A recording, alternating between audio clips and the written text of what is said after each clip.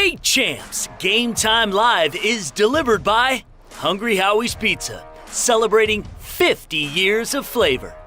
State Champs Game Time Live is also brought to you by Lawrence Technological University. Be curious, make magic. The future of education begins at ltu.edu. Alta Equipment, Michigan's #1 construction equipment provider, proudly representing the industry's top brands. Get the right equipment for your project every time with Alta Equipment. The Construction Association of Michigan, the voice of the construction industry in Michigan. U.S. Navy, transform your life and become part of something bigger. Learn more about naval careers at Navy.com. And the Michigan High School Athletic Association, promoting the value and values of educational athletics.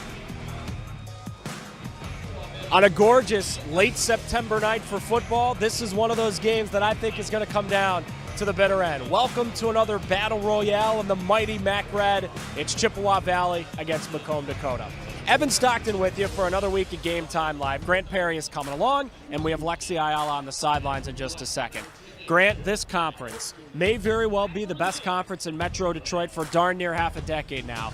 Year after year, teams like Chippewa Valley, Macomb, Dakota, Romeo as well, they are playing great game after great game every single week. Every single week. I mean, this MAC Red division is essentially the SEC of Michigan, man. It is this fantastic ball being played by every team, and it's littered with really good athletes. You're going to see a lot here tonight as well.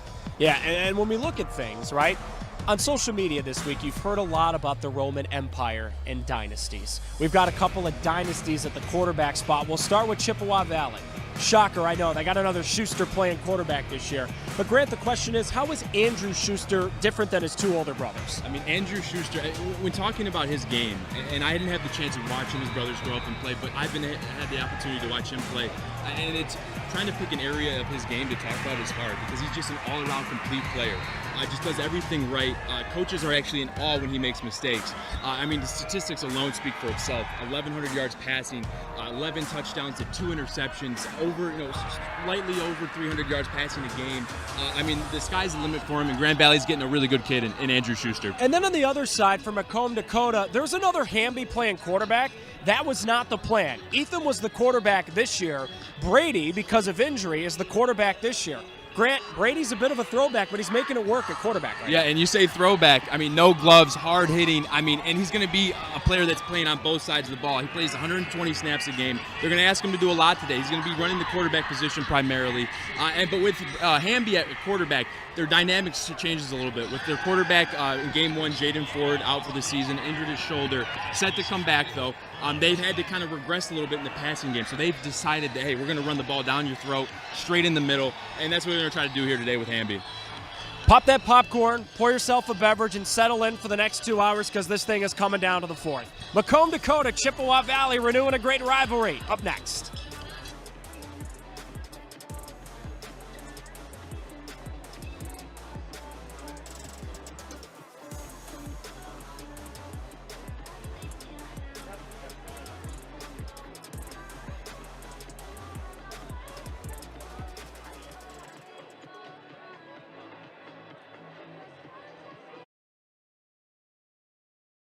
At Hungry Howie's, we're famous for flavor, and this is our Chief Flavor Officer. Every hour of every day, our CFO obsesses over the tastiest ingredients, combining them to create new flavor combinations your taste buds never knew they needed. Until now. Introducing his latest master pizza, the Bee Sting. Hot honey drizzle, classic cup pepperoni, and spicy jalapenos, or any 2 toppings. And our famous flavored crust. It's all the buzz. Hungry Howie's! From our very first breath, curiosity is why we question everything through barrages of whys and how comes. It now needs the tools to will its vision into existence. Tools that will forever allow curiosity to obscure the line between technology and magic. Be curious. Make magic. Lawrence Technological University. At Alto Equipment, we know when it comes to getting your job completed on budget and on schedule, uptime matters. Alto Equipment has partnered with the biggest names in construction, including Volvo, Leeboy, Sonnebogen, Avant, ASV, and more to provide the state of Michigan with industry-leading service and support. Alto Equipment services all makes and models, and their technicians are available 24 hours a day, 7 days a week. Do you have a big project? Alta Rents has you covered with the most diverse rental fleet in Michigan. Give them a call at 844-GO-TO-ALTA today. Looking for a score, a schedule, a story? MHSAA.com has you covered. Our newly redesigned website has everything you need to follow high school sports in Michigan. And it's optimized for mobile use. Fans can submit scores on a Friday night, check playoff pairings and game times, or read about the student athletes from your community. Your first stop is MHSAA.com. Connect with us online and get everything you need all in one place.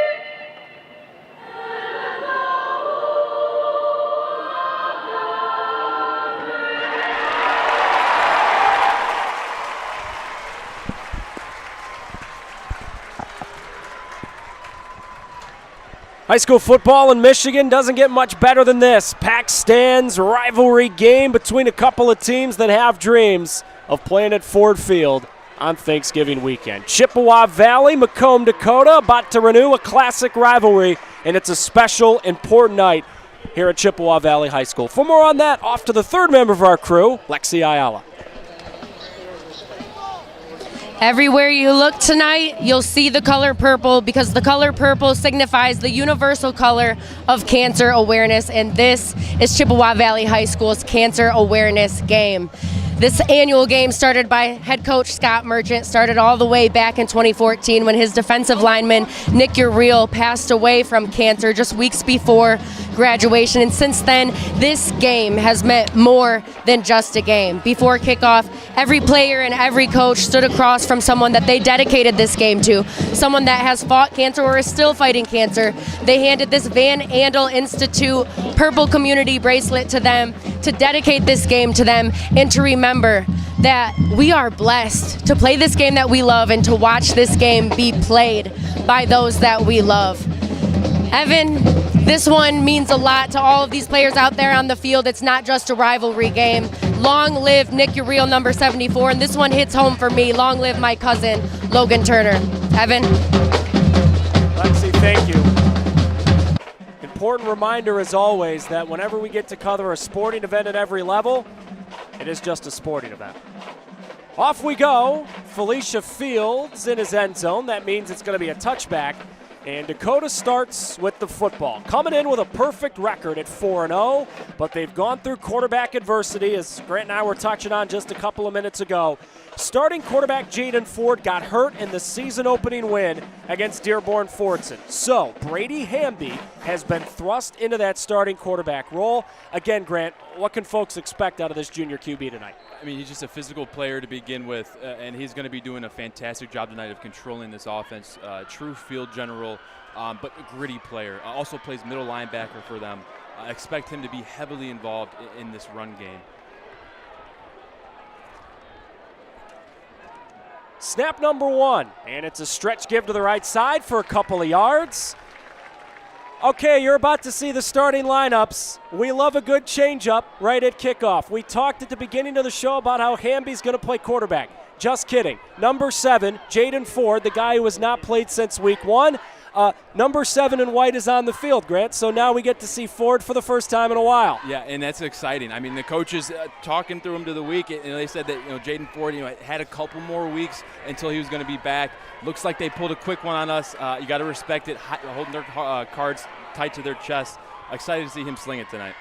Here we go. He's going to sling it, and he's got it caught for minimal yardage. Good coverage by Deagle on the play for Chippewa Valley to force him back. Look, Ford into the game. We weren't expecting this, but here he is. I do wonder how they will use him in that offense against a Chippewa Valley defense that has been coming into their own recently. You got to imagine that they're preaching to their O-line, hey, this is a big week of protection, especially, bringing a player back from injury at the quarterback position. Chippewa, I imagine, is going to have their ears pinned trying to get to him, trying to affect his play today. But when he's in the game, he brings an element to Dakota's offense that they were a little bit missing when Hamby was at the helm. So when they have him in the game, they have a good opportunity to get the ball down the field. This will be Hamby running, and he's got a first down for Dakota, third down minimal, and the junior quarterback, who we were expecting to see at the start, has got the first down for Dakota. Here's your defense for Chippewa Valley. It's a talented bunch, specifically in the secondary, Grant. They got a lot of speed, but as we were just alluding to, they feel like there's a lot of growth still to come for this squad. Yeah, and they have a lot of growth to do. Defensively, they've given up some points this year, but they've been in contests, right? They've been battling late. 2 close losses to Eisenhower and West Bloomfield. Opened up the season, had a fantastic game against West Bloomfield. Felt like that was their most complete game, and they just want to see them carry that throughout the season. They motion Trent Morin and give to Chichowski. Trying the right side. Number 44 spinning ahead. He does get across the 35-yard line. Short little gain on first. And something to keep in mind, we expected Jaden Ford to be out, today, and doing a little self-scout. It kind of, crippled the Dakota offense, to a run game, right? They had to, reinvent themselves a little bit. But with that being said, they also found something in that, and they found that they can run this, Wildcat essential package with Hamby at quarterback, and that's something that they're going to carry along throughout the year, and something I expect to see today, especially in that red zone and that short yardage area. Second down, 7. Give coming left for not much. Oh my goodness, what a hit in the open field. Ray Hester, hello. Woo. When you're at that safety position and you see that ball coming, you just trigger. And Rayshawn Hester does a good job. Committed to Eastern Michigan. They're getting a really good blue-chip recruit here. But Colin Schneed, number 6, is just a guy that they're going to give the ball to on these receiver jets. And you can see Rayshawn Hester has done his homework. Sees the ball declaring across the line of scrimmage. Comes up, makes a huge hit, gets the crowd involved, and makes it a long third down here. Hester is listed at 5'11". Sneed, the guy who just ran the ball, listed at 6'3". I don't think Colin was expecting a hit like that. Ford rolling. Third down, he throws high. And Chippewa Valley gets off the field.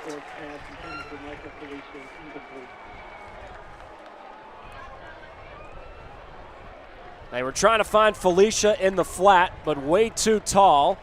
And a Big Reds defense that last week gave up 43 points with a strong start on this Friday night. Yeah, really good start. And as a coach, that's what you want, right? You want your kids to progress week to week. And this is not an easy offense they're going against. They got some really big offensive linemen and some really skilled positions. So if you're the home team and you're Chippewa Valley, you're very pleased with that first drive. Get ready to see 35 kicking and punting tonight. This is Austin Aronowski for Dakota. This is not a good punt. Off the side of his foot, off a bit of a low snap. And Chippewa Valley's offense marching onto the field. Yes, there is another Schuster playing quarterback for Chippewa Valley. This year they have number 10, Andrew Schuster. He's leading this entire starting offense for Chippewa Valley. Grant, getting ready for this ball game, we had to ask the coaching staff, okay, how is Andrew Schuster different than Tommy Schuster and Ryan Schuster? They said, well, the easy one is Andrew's a lefty, and also he talks a little bit more than his brothers. We have to tell him to be quiet at practice sometimes. Yeah, a vocal kid, really a leader by play, and also, getting the guys going. with his voice. Also a little bit bigger than his brothers. Coaches said, he's kind of built like a linebacker at 6'2", 200 pounds, but throws a fastball like Randy Johnson. So a really good skilled player. Excited to watch him today. And he's got a big task going against this good Dakota defense. He'll keep. He ran for 3 touchdowns last week. Gain of 4 on first down. In last week's wild 44-43 overtime win over Anchor Bay, Schuster was a man possessed. Andrew threw for 3 touchdowns, and he also ran for 3 touchdowns last week. Yeah, and they got out to a really good start. I mean, going up, I believe it was 34-7 in the first half. Defense kind of lost their momentum in the second half, which made it a good ball game. But another name to watch out today, and the guy that really helps Andrew Schuster take that next step is Deshaun Lanier, really talented kid, and you're going to hear his name a lot tonight as well. Schuster throwing, and that pass is caught on a slant pattern with contact. Michael Hepburn makes the catch, and Chip moves the sticks. Good job there. When you come out in your first drive on offense, you want to get that first down, right? That kind of settles the nerves, lets everyone get into their rhythm. Coaches can open up the playbook a little bit. And a really good job there by Michael Hepburn catching that ball. The DB got there a little bit early, but he does a good job corralling the catch, getting the first down, and keeping Chippewa's offense on the field. Into Dakota territory goes Chippewa Valley. First run of the game, a lot of room for Cash Shaw, tiptoeing his way across the 40-yard line and keeping the Big Reds offense ahead of the chains. And Cash Shaw is going to be one of the featured backs tonight. You're also going to see number 6, Jordan Byers, back there taking some reps. Cash Shaw brings a lot to this offense, also a captain for them. So someone that they look up to and someone that they can count on and put the load on his back and understand and know that he will deliver. Both teams are running a lot, so the clock is flying in this first quarter. We're already 5 minutes in. Play action for Schuster. Got it out quick. That is a Chippewa Valley first down into the hands of Eric Thomas, and back-to-back first downs for the home team. Really good job there by Schuster. I mean, the pressure's in his face, finds a way to manipulate the throw. They had a little RPO right there. So what that means is they're just going to run or pass, right? It's up to the quarterback, and it takes a really good quarterback to really diagnose what the defense giving you. And in that situation, does a fantastic job of getting the ball out and finding his receiver, Michael Hepburn. Quick drop for Schuster again. All the time in the world, and that is a wide open man. They're slicing and dicing the D on drive number 1. Evan DiBucci, the third man to catch one on this drive. And if you're Dakota, you're going to have to figure out a way to get in Schuster's head, right? If you're sitting in zone, he's seen every zone you already know, right? So he's just going to pick you apart. He's sitting there waiting. You got off coverage, and then DiBucci just sits down, throttles it down, a little curl route versus zone. It wins every time. So really good job there by Schuster finding one of his another reliable targets, Evan DiBucci. First give of the game to Jordan Byers. He'll play a little tight end. He'll run the ball as well, and he just gained a couple on first down. Jordan comes into the game with 10 carries on this season. Cash Shaw, who ran it earlier, leads the team with 28 carries. We may see some Caleb Folks as well. Number 7 for Chippewa Valley, 24 carries this season. Yeah, and talking with Coach Caleb, really the sky's the limit for him. They just want to see him keep doing the right things over and over in consistency, and that's something that Cash Shaw provides him, and that's why, with that senior leadership, him and Jordan Byers are the featured backs today.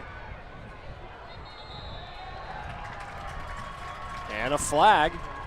Early indication offside. Offside on the defense. 5 yards. Still second down. Like Chippewa Valley needs any help on this drive. Yeah, and if you're Dakota, you're getting closer and closer to the end zone. You got to limit the errors here, especially with the hot start that Chippewa's gotten off to. And that was the thing that Chippewa said. They want to limit their penalties today. Last week they had 9 false starts versus Anchor Bay, so that's something that look to see if they correct today. They motion Lanier. Schuster dropping back. There is a flag down. The low throw is incomplete. And now we check the flag.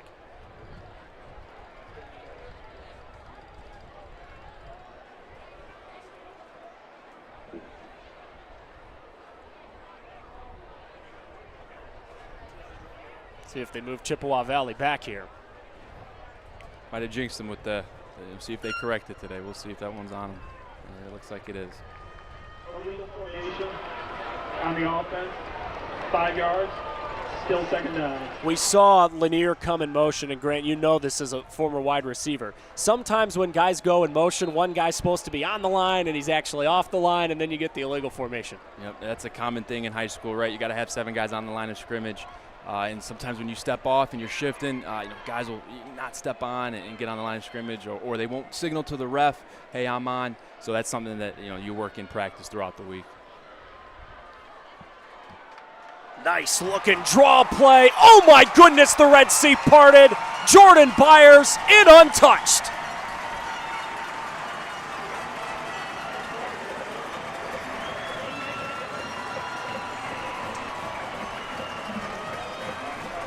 Touchdown number 2 this year for number 6 in purple and red.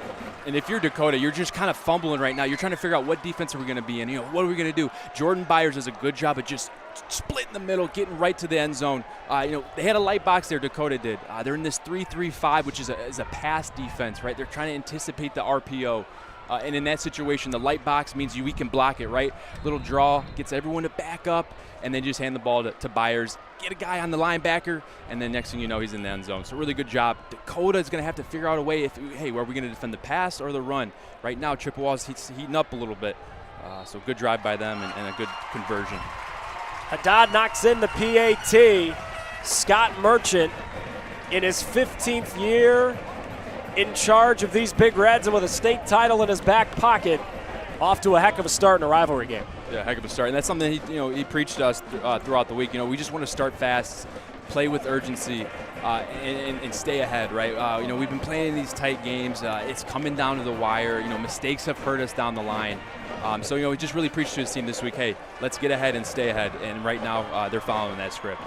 Hungry Howie's a great partner of the State Champs Network's Mr. Football and Anvil Awards. Congrats to Hungry Howie's on 50 years of the best flavored crust pizza. Go order your pizza at hungryhowies.com. Man, what I'm wondering, Grant, is Chip Valley preparing to kick it back off to Dakota. We saw a little bit of Ford at quarterback, which we weren't expecting. Wonder if they keep rolling with it or if they go back to Hamby because it's worked so darn well the last couple of weeks. Yeah, I mean they had some good success week 1 versus Fortson throwing the ball. Jaden Ford, 7 completions, 126 yards, 2 touchdowns. So they can throw the ball. They have the athletes to receive it. But the last 3 weeks they've been running the ball really well, so they might get back to that a little bit. Felicia had trouble with the kick, a well-placed kickoff by Haddad for Chippewa Valley. And now Dakota going to start deep in their own territory inside the 20. Dakota and Chippewa Valley played a lot of ball games against one another throughout the years. 37th all-time meeting.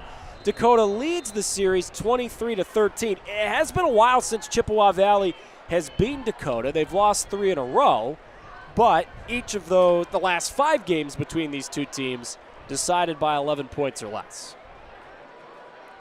Ford gives to Chichowski, and there is just not a lot of room on the ground right now for Dakota. And coming into this game, I really wanted to see how is Chippewa Valley's D-line and offensive line going to compete today. Throughout the first 4 games, watching Dakota, I mean, it was just domination. They have some really, really big bodies up front. And I had some question marks on Chippewa, but right now they're answering them, man, and they're getting pressure. They're not allowing the line of scrimmage to be pushed into their face. They're pushing it back into Dakota's, and it's got to be rattling the coaches a little bit over there. Going to call something out here. Notice in the Fortson game that Jaden Ford had a lot of success throwing to number 1, Trent Morin. Yeah. So I would expect him to try to air it out. Trent Morin, number 1, he's 6'6". I expect him to try to go at these corners a little bit since that run game isn't quite working yet. Another stretch run to Colin Sneed. They tried it on the last drive, didn't work. Doesn't work for a heck of a lot here. And Dakota once again, long way to go. Yeah, and Damari Conner, that's another name we're going to hear a lot tonight. And he's just going to, Colin Sneed's going to get the reverse here, the jet sweep, got a lead blocker at the point of attack. But when you're a receiver, they're in a wide stance here, a wide alignment. When you're a slot receiver trying to guard number 18, Damari Conner, a Sam, strong linebacker, it's a tough job. It's a tough task. Damari Conner did a fantastic job there, shedding the block, setting the edge and making the tackle on Colin Schneed. 3rd down 7. They roll the quarterback. Ford throws. It is batted around and intercepted. Donnie Deagle, his first pick of the year. And when you're a quarterback and a young one at that, you got to make the right decisions, especially in these rivalry games. Jaden Ford's just rolling out to the right. The throw is not there. I don't know why he threw it. He may have thought his guy may have had a chance. But Rayshawn Hester is just in there making plays all day today so far. Tips the ball, and then his partner, Donnie Deagle, comes up with the catch there, taps the toes on the sideline, and Chippewa is running with some steam here. What, does Hester get half a pick there? How's that work? Well, that's a good question. 1.5 on the season. He already got 1 this year, so we'll give him 1.5. All right, give him the turnover chain. There we go. There, Donnie Deagle, baby, fired up. Good to see the boys happy there. I know they're excited about that turnover. Let's see if they can make the turnover, mean something here. Get another touchdown or another field goal, right? Make this a 2-score game. Right back in business inside Dakota's 30. Schuster looking for the deep shot, and he's got his man inside the 15. It's DiBucci again, catch number 2 of the night. And you got to imagine coming in tonight, Dakota did a lot of self-scout on Deshaun Lanier. He's a guy, Chippewa Valley's best receiver, arguably their best receiver. I don't want to single anyone out, but the statistics show a lot, right? He's got approaching 700 yards on the year through 4 games, 6 touchdowns. But what you do when you look at a receiver, you kind of forget about the other guys, right? And then Evan DiBucci is a guy that just does everything right for him. A 3-sport athlete, a really shifty guy, and he can win in man coverage versus anyone. So a nightmare for those slot guys trying to defend him.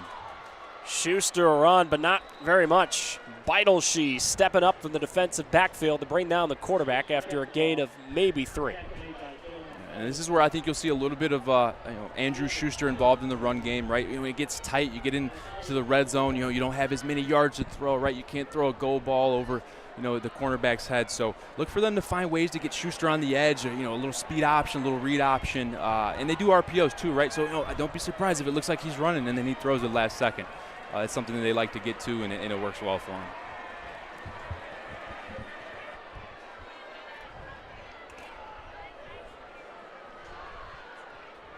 DiBucci, the guy in motion. Schuster looking that way, throws to him, then he goes down to the ground. Gain of a couple of more, and 3rd down on the way. When you watch Schuster, when you cut on the tape, a thing that just stood out to me, and a lot of people don't see it, but you pay close attention, is the way he gets rid of the ball, the way he understands where to go with the ball. He's not holding it for long, right? He rarely takes sacks. I mean, and if he is taking a sack, he's fighting out of it, trying to get rid of the ball to avoid a loss. But just a really good job there. They're sending the pressure. I think it was a 5-man pressure there. Felt the blitz coming, gets rid of it to his reliable receiver Evan DiBucci for a nice short gain there. Schuster rolling on 3rd down. Pressure's coming. He gets it away, and it's incomplete. A tag team coming for his chin. Malone, one of the men in there for Dakota. Yeah, and you're going to hear Malone a lot tonight, too. A junior linebacker for them, someone that just is a guy that's really growing on the recruiting stage. He's already got some offers from some Big Ten schools, Illinois, Rutgers. So, he's a guy that's poised to have a really good year for them and to be a good player for them here on out. And he's a really fierce guy. I mean, he's coming off the edge hard, tackles hard.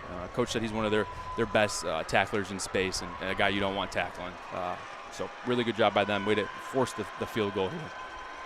Giuliano Haddad, one of the heroes of last week, knocks this one right through. In last week's overtime win at Anchor Bay, Haddad had to make a 35-yard field goal with 30 seconds left to send it to overtime.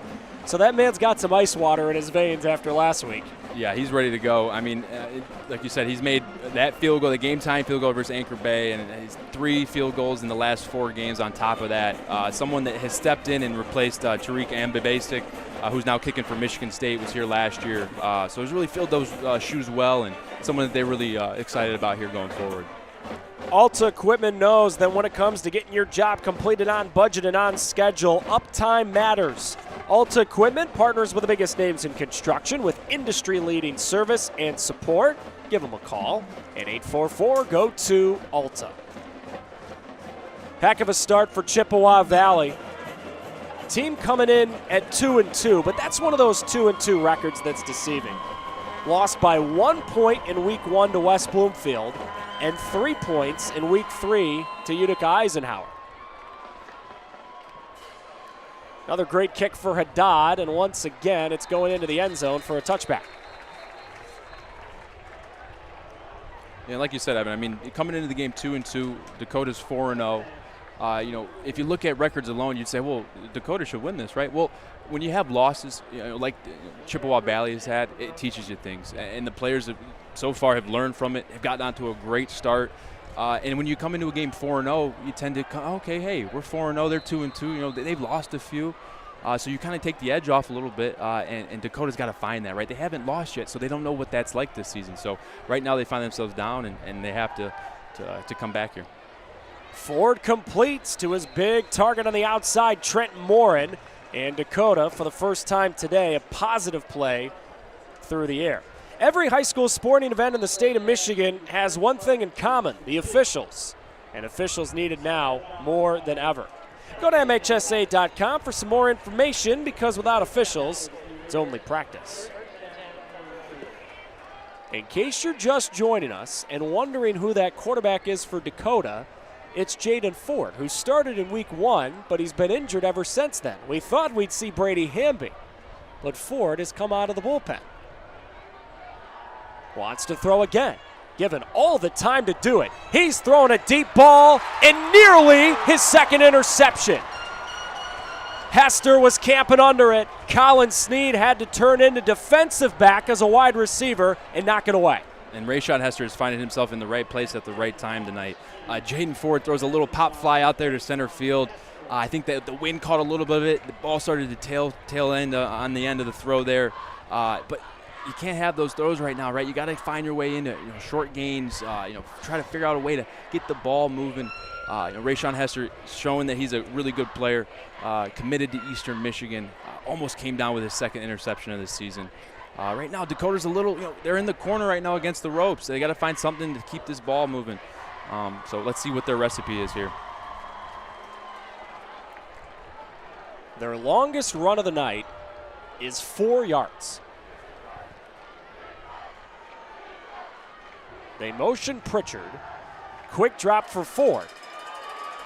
Spinning away from pressure. Now a man's flying in his face. Ford got away a couple of times. He was tripped up by his shoelaces. Sturgeon got him after the most impressive gain of 1 I think I've ever seen. Yeah, and it looked like he was going to get tackled in the backfield there, but Colin Sturgeon, number 55, the big 6'2" senior for the Chippewa Valley defensive line, did a fantastic job of not giving up on the play, chasing it down, and prevented a big gain there, with Jaden Ford's legs. Clock ticking down in the first quarter. Chippewa Valley defense fired up. And we'll take this thing into the second quarter. Chippewa Valley, Macomb, Dakota renewing the rivalry. And the home team firmly in front after 1 quarter of ball. 10-0 Chippewa Valley. Dakota staring down a 3rd down and long when you come on back.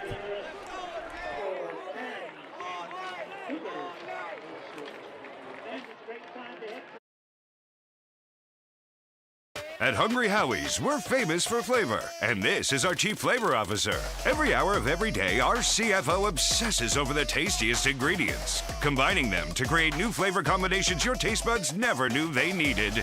Until now. Introducing his latest master pizza, the Bee Sting. Hot honey drizzle, classic cut pepperoni, and spicy jalapenos, or any 2 toppings. And our famous flavored crust. It's all the buzz. Hungry? Howie's! I said I'd never join. Then I wouldn't get to work on one of these. Never knew how strong I was. I figured I'd never get out of my hometown. Or be the one who stops an attack. Joining the Navy sounds crazy. Saying never actually is.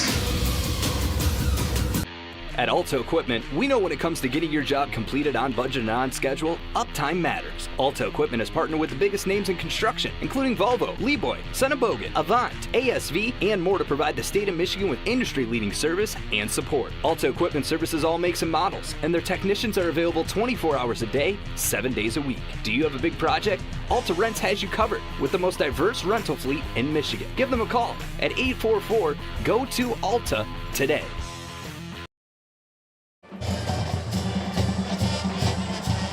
State Champs Women is dedicated to providing the female athlete with the coverage that they deserve, and while bringing awareness to the gaps in the recruitment process for women. This is a female athlete community run by an all-female crew. And remember, State Champs Women just dropped a brand new college recruitment website today, so go to statechampsw.com to check that out and figure out your potential to play in college. Evan, back to you. All righty, Lexi, thank you. Third down here for Dakota. Ford dropping back and now rolling. He throws into traffic. It is caught. Morin comes down with it amidst a whole bunch of bodies. Yeah, and if there's a guy that you want to throw a pop fly to like this, it's going to be Trent Morin. It's 6'6", big body receiver. Just a little bit of an ill-advised throw here, kind of just a prayer, if you will. And that's the thing. Jaden Ford is coming off an injury. He hasn't played since week 1. And there was routes that were open there. Felicia was coming down the backside. Was running a shallow cross. If he would have saw that, he would have hit him. It's a 4-yard pass, but Michael Felicia, number 4, would have turned upfield and had a really big gain. But nonetheless, there, Trent Morin helps the offense and catches the pass there. Hamby on a direct snap, running up the middle. Oh my goodness, Brady Hamby! He is in. That is the fastest middle linebacker I've seen in a long time. And we were asking ourselves up here, Evan, what are they going to do to get back in this game? Well, hey, it's got to revert back to Hamby, right? Just a middle linebacker chugging in the middle there, sprinting through bodies, running past D1 safeties. I mean, the kid can do it all. I kind of, when I was doing my self-scout on him, I was like, you know what? He really might be the Travis Hunter of the Macomb, county, right? 120 snaps a game, plays both sides of the ball, just as important for Dakota as Travis Hunter is for Colorado. So, I mean, you're not going to see, you're going to see a lot of that tonight, and Hamby just shows what he's capable of there. And you got to expect that they're going to, let him run a little bit more here tonight after that. Low snap put down well, and Aronowski's PAT is good. I'm glad you brought up Colorado and Coach Prime, because I heard a rumor Coach Prime's at a West Bloomfield game tonight because Brandon Davis-Swain going to Colorado, committed to. So, I mean, heck, with the way this is going so far, maybe Coach Prime's going to have to make a detour. Macomb, Dakota, Chippewa Valley, 2 outstanding football programs through the years. Macomb, Dakota's got a couple of Division I football state championships back in the trophy case. How about we go back to 2006, when Dakota capped off a 13-1 season with a 22-point win over the mighty Rockford Rams.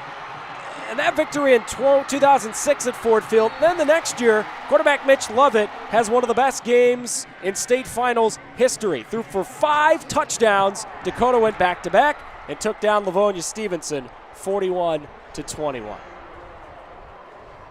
Now look, Grant, Dakota hasn't been back there since, but year after year, these guys are putting up numbers after numbers. Last year, they started the season 11-0. Their only loss was to Cass Tech in the regional final. This is an outstanding program. And what I love about getting ready for a game like this with 2 programs with immense expectations, the coaches and players don't shy away from, yeah, we want to win a state championship. That's the goal. But also, this is our own legacy, and we're not going to let those prior teams affect this one at all. Yeah, and they do a really good job of trying to create their own legacy, right? Trying to have these players, they understand the tradition and the history that's come before them, but also, hey, telling them, hey, create your own. Go out there and do what you do best.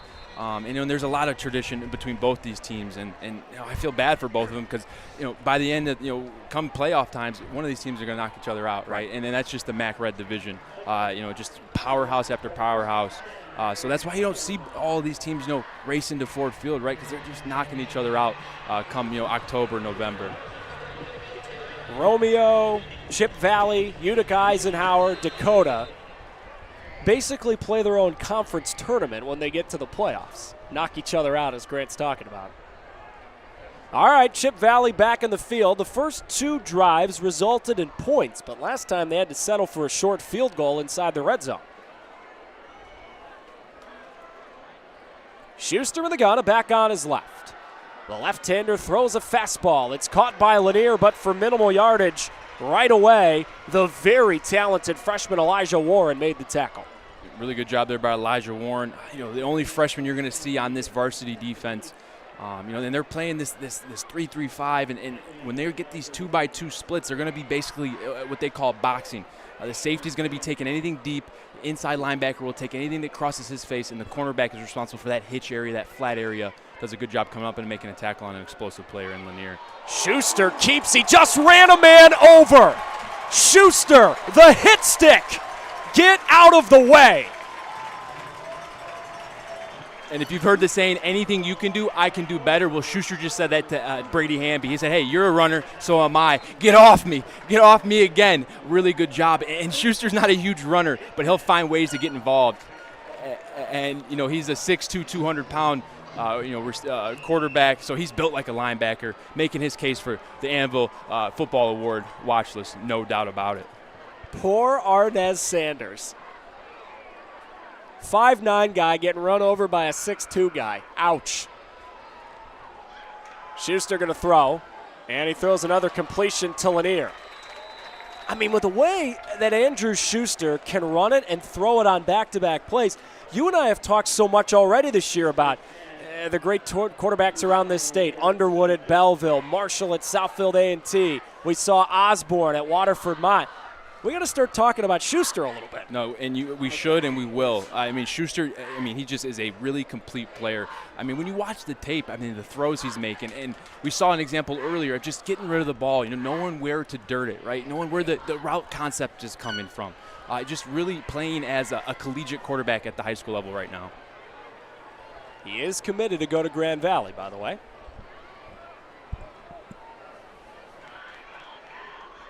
Schuster with the ball in his mitts again. Pressure coming down the field. It's incomplete.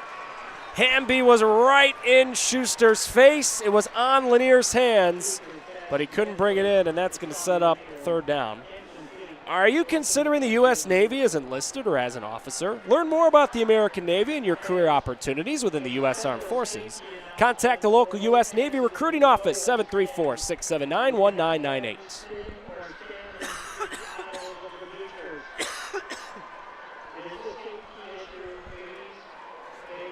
Third down, 3.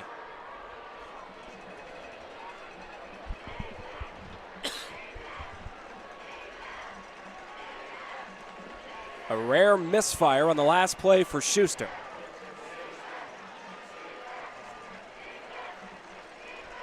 On the ground, they keep it. This is a Chippewa Valley 1st down. Nice little shake in the open field to get free. That's Cash Shaw moving the sticks. Great job by Cash Shaw, but really good job in play design there by Chippewa Valley. You're getting a 3-down front, 3-down linemen. You got 2-5 techniques, 2 guys lined up outside the tackles, and 1 guy head up on the center. That's your odd front right there. And then what you're going to get is just a little bit of a power run there by Chippewa Valley. And if you can seal the edge, which they do, they get the pulling guard at the point of attack. Chippewa Valley's downhill running there. Really good job. And then Cash Shaw adds a few extra yards there with a couple nice jukes. Drive alive for Chippewa Valley at Dakota's 40. Low snap, Schuster fields. Given time again. Down the field he goes, incomplete. Lanier got locked up in coverage with Jalen Whitaker. And Jalen Whitaker, that's a name I want to watch today. He's a tall, rangy, 6'2" cornerback. They're going to ask him to kind of follow Deshaun Lanier today.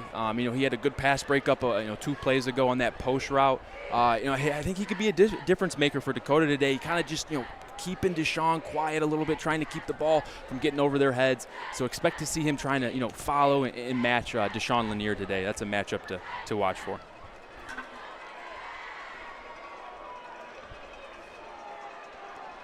Shaw the back with Schuster in the shotgun. 2nd down.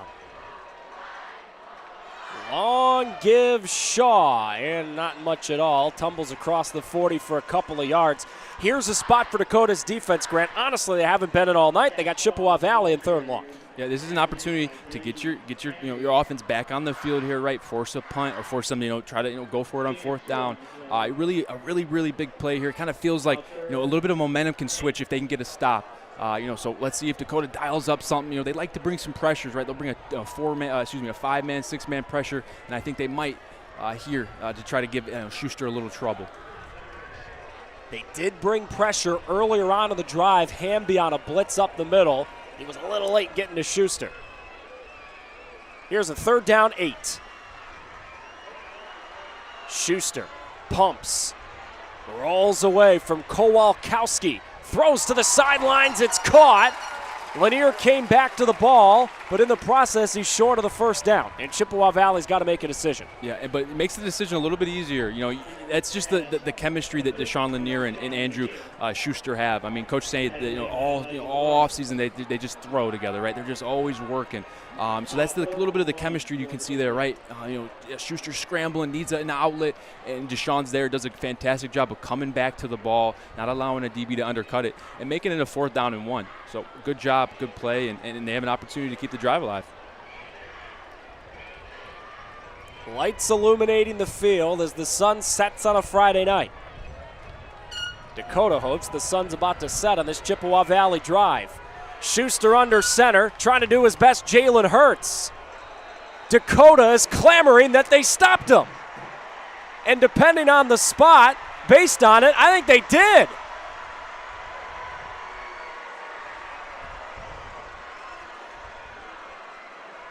What a momentum shift. Dakota gets the stop.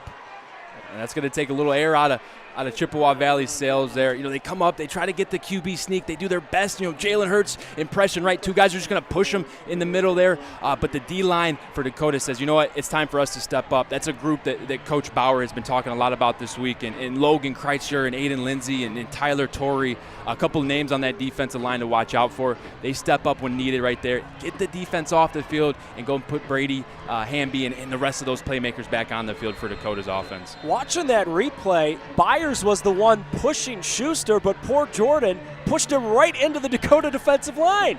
Yeah, and that's something you think QB sneak, right? Oh, well, you just take it and you just lean forward. Well, that's a play you got to really work on. It's something that is underestimated and how hard it is, just with the defensive line and trying to get that 1 yard. So underrated play, really good stop there by Dakota.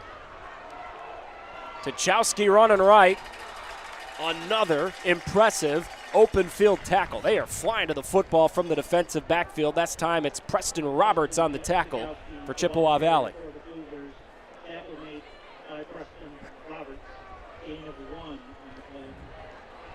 Just a gain of a yard on the play. The play before that was a long touchdown run for Brady Hamby. The acting quarterback the last few weeks, Jaden Ford, has recovered from injury, and he's back in the lineup tonight. He's taken most of the snaps. Just took another one and gave to Tchaikovsky, lowering that right shoulder, and then pushed backward as he gets across the 35. 3rd down on the way. Another good tackle by number 8, Preston Roberts. They're in a nub side formation where there's no split receivers. It's a 2 tight end to that side look.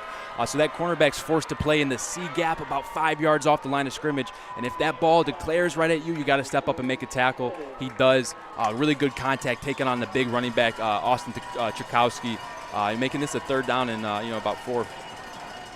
Ford to throw. Caught. 1st down Dakota. The big-bodied Pritchard staying on his feet. They never could get him down. And a late flag flies. And Pritchard's another guy that they're going to try to find ways to get him the ball. He's a playmaker that demands respect. You'll see him getting some sweeps today. You'll see him on the edge catching those hitch routes. And Dakota's doing the right thing here, right? Just try to find those short intermediate routes and allow these playmakers to do the rest of the work.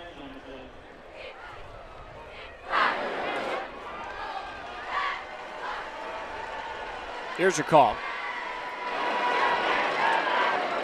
Dead ball. Personal foul. Late hit on the defense. 15 yards. 1st down. That is the type of penalty that forces a lot of extra running in practice tomorrow. And that was just, like we said earlier, Coach Merchant's really preaching, hey, we can't shoot ourselves in the foot, no false starts, no dead ball penalties, and especially not when, Dakota's gaining a little bit of momentum, right? That's just going to add a little bit of fuel to the fire for that, that drive in this offense. Hamby's back in at quarterback, running right. The last run went for a touchdown. This one maybe gained a yard. This time the Big Reds were ready. They're ready, and they're running a different package when they see Hamby come in. They send in number 79, Mario Flores, and number 87, Kyle Harris, kind of just add into that defensive line, trying to plug every gap. Because you can do that, right? When you got a quarterback that doesn't primarily throw it, you can kind of load the box and say, hey, if you can block us, come on downhill, but we're going to try to attack you head on there. And really good job there of limiting that big play that we saw earlier by Brady Hamby. Brady remains on the field here. Second down long. Pritchard in motion, they get it to him. Stuttering, moving, shedding tackles again. That's a first down run. They've gotten the ball to Pritchard twice on this drive, and Chippewa Valley just can't get him to the ground. I mean, big body, 6'2", 190. I mean, just, really built well. And they like to get him on the edge, especially when Chippewa Valley's going in this 5-2 defense, trying to prevent the Wildcat run. You do have some flaws, right? The edges are a little bit more available, as your corners and your safeties are going to be the primary edge setters in that situation. And if you can get linemen on those guys, you got an opportunity to have big plays. They'll try Pritchard left. He got a block from Tchaikovsky, and then he got brought down in the open field. Cash Shaw brings him down. Really good job. Like we said, that receiver's jet sweep, right? You want to get to the edge, and they got the linebackers and the linemen all blocked. Everything looks good. And Caleb Pritchard's already seeing the end zone. He's feeling good about it, but Cashaw comes in and hits him right in the thigh board. That's what we call it, that thigh pad area, just chops it like a tree. Really good job and a really good tackle, right? Cashaw's coming in at 5'10", 175. Pritchard's 6'2", 190. I'd advise to go low in that situation too, and he did, and it worked out. Hamby's got the low snap, and he doesn't have very much room to run. 4 Big Reds in on the tackle, and Dakota facing a third down long. Third down and long. They're going to walk in Jaden, Jaden Ford back into the game here. You got to expect him. They might try to throw it here, try to pick up a few yards. It could be, if they get enough yards, it could be 2-down territory for fourth down. So, don't cancel out the option of a run here. But, the Chippewa's doing a fantastic job. The defensive adjustments that they've made when Hamby is keeping the ball in this drive, it's minimal gains. The yards have come on the edge with the receiver sweeps. Really good job here by Chippewa. And a really big down here, to get off the field or stay on. Crowd coming to life. Third down long. Snap to Ford. Into the pocket. Down the middle. Incomplete. Knocked away by Dwight Downing. Dwight Downey is a kid that we said talked to the coach this week. He's a quiet competitor, right? You don't know he's out there until he just makes plays. And this Chippewa defense has about 3 turnovers that aren't on the stat sheet yet. They send 6 guys, force Jaden Ford to make an ill-advised throw. He had his guy by a step, but just leaves it inside. Dwight Downey almost made the play of the night so far with another pick. Really good job there by Chippewa forcing the field goal here. Aronowski trying to make a 37-yarder. Oh, they ran a fake. They flipped it back to him, and this is going nowhere. Downing again. Hey, when you make a big play, you want to make another one. And Dwight Downey does a good job, and you can never sleep on the special teams, right? They might try to fool you, and they try to do one here. That's the old Florida versus LSU over-the-shoulder field goal, or kicker's running with it, but Dwight Downey smells it. I just almost had a pick. I'm going to go create another turnover on downs here. Makes a great tackle in space. And his name's popping up here early. Good to see. He splits reps with Deshaun Lanier at cornerback. Really doing well. And like we said, he's a quiet leader, but he's getting vocal right now. You saw him flex after that tackle. Oh, yeah. Right? I flexed with him. It fired me up here. Look, when you're not going away on third down and then make the tackle on a fake field goal, do whatever you want as long as it doesn't get you a penalty, Right. I imagine coach is like, hey, we got to catch those interceptions. He's like, you know what? I'll go make a tackle on fourth down for you. Schuster on the give. Big Reds trying the left side of the line, and they get a few yards on first down. That's the first carry of the game for Caleb Folks. The Construction Association of Michigan provides a vast resource array of services, information, and training to our diverse membership within Michigan's construction industry. Go to buildwithcam.com for more information. Be curious to see, Grant, how Chippewa Valley attacks this drive. Coming up on 3 minutes to go in the half, you got all 3 timeouts.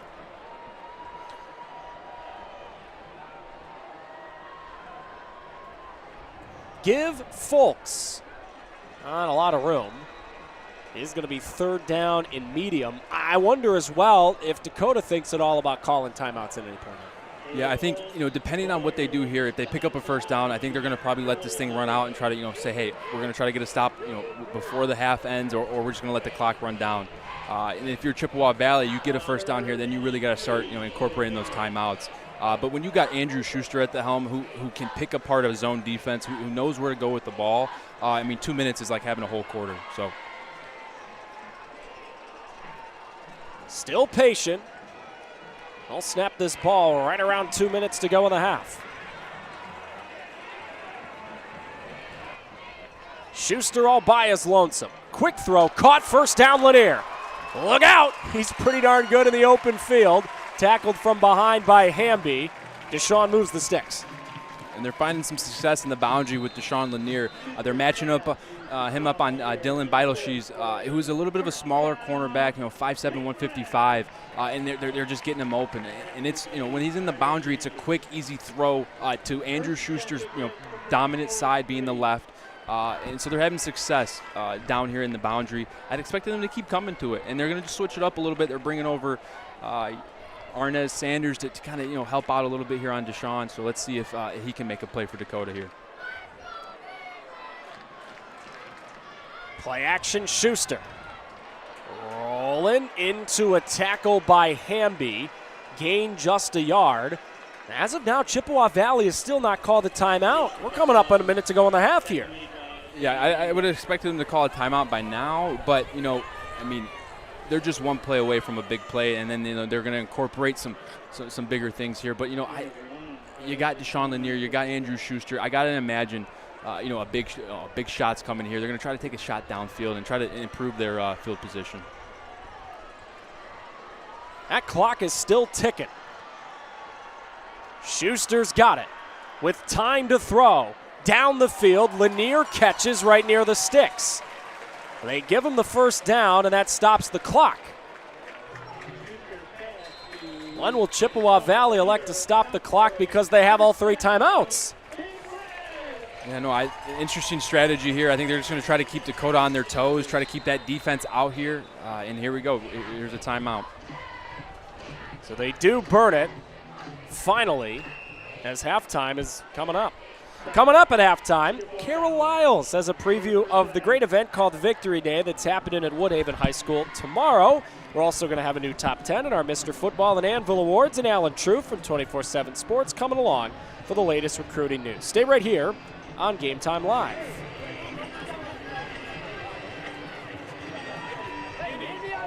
The positive is here, Grant, because Scott Merchant and the coaching staff elected not to burn those timeouts.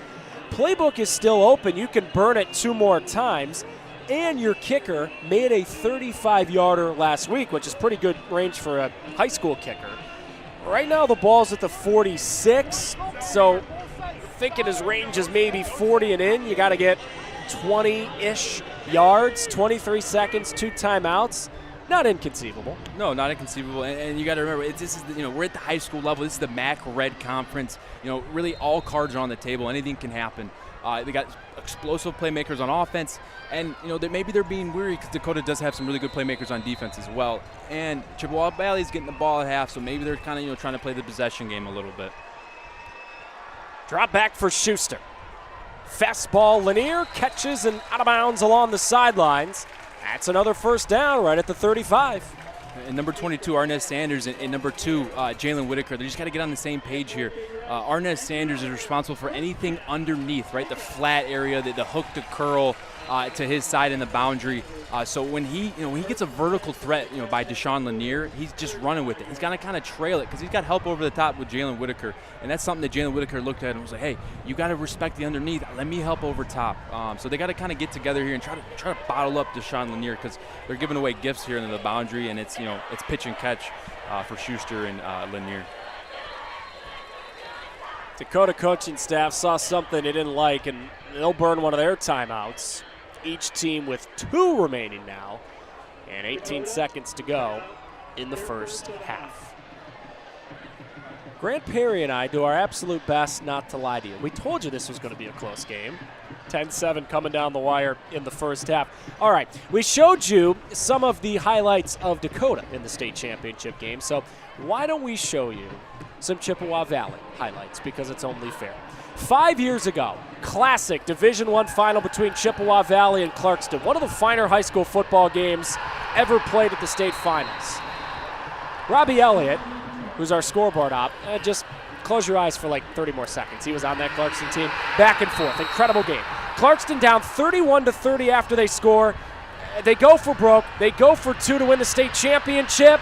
And Chippewa Valley gets one of the greatest stops in the history of their high school. They win by 1 in one of the best high school state finals in recent memory. As for this ball game, Schuster dropping and running. He lost the ball. They fall on the football at the 40. Got to burn a timeout. Noah Luft saves the day. The more I'm thinking about it, the more I'm envisioning that, all right, Chippewa's plan of attack this past drive is, all right, let's eat up a little bit of clock. But I think they understood that, hey, maybe we're going to be able to score here. Andrew Schuster just drops back, and they're running deep concepts, so they're going to go ahead and switch it up and try to do a QB draw. But Tyler Torrey was all over it. And then, Logan Kreisker comes in for the sack fumble there. Fortunately for Chippewa Valley, they fall on it. Retain possession, but time's winding down here. 18 seconds left, or 11 here on our scoreboard.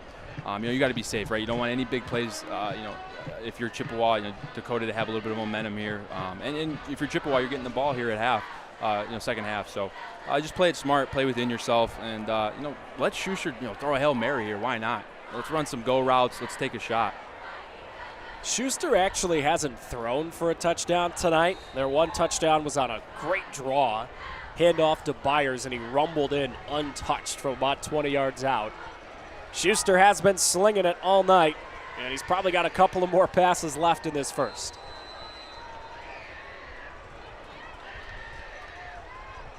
"11 seconds on the clock.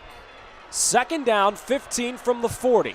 Schuster over the middle. Lanier makes the catch inside the 30, and Chippewa Valley's got to burn their last timeout. 4 seconds on the clock. The ball spotted at the 29. This would be a 46-yard field goal. Yeah, that's you're kicking 46-yard field goals in college, and you see a lot of misses in NFL as well. So that's some distance, But let's see what they decide to do here.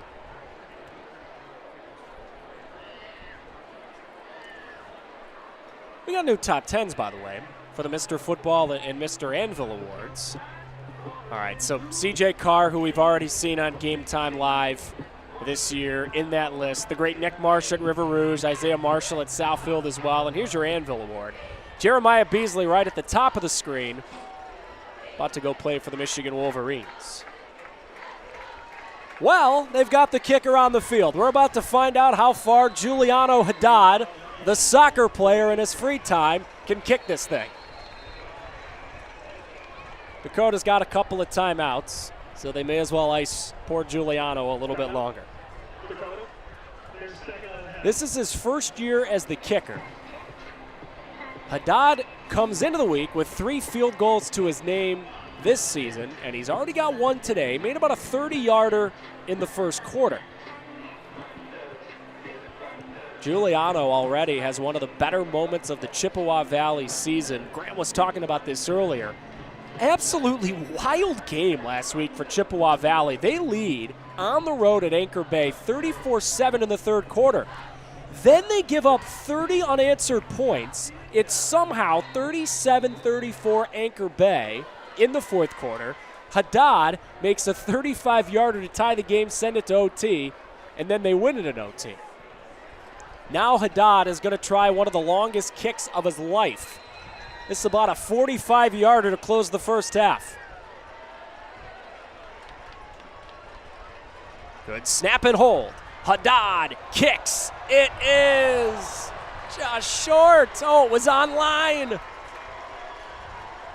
It went about 43 yards.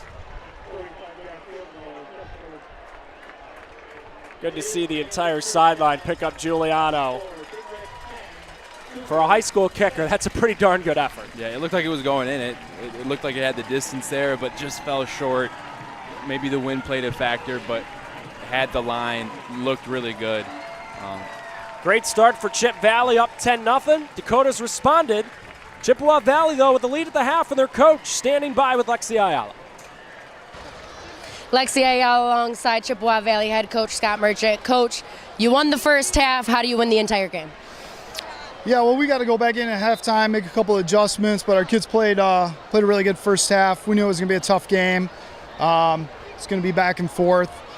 We get the ball to start the second half, so that's a big drive for us. We got to come out, set the tempo with that opening drive, and then continue to play good defense. And then what are the adjustments that you'll let the team be aware of in the locker room?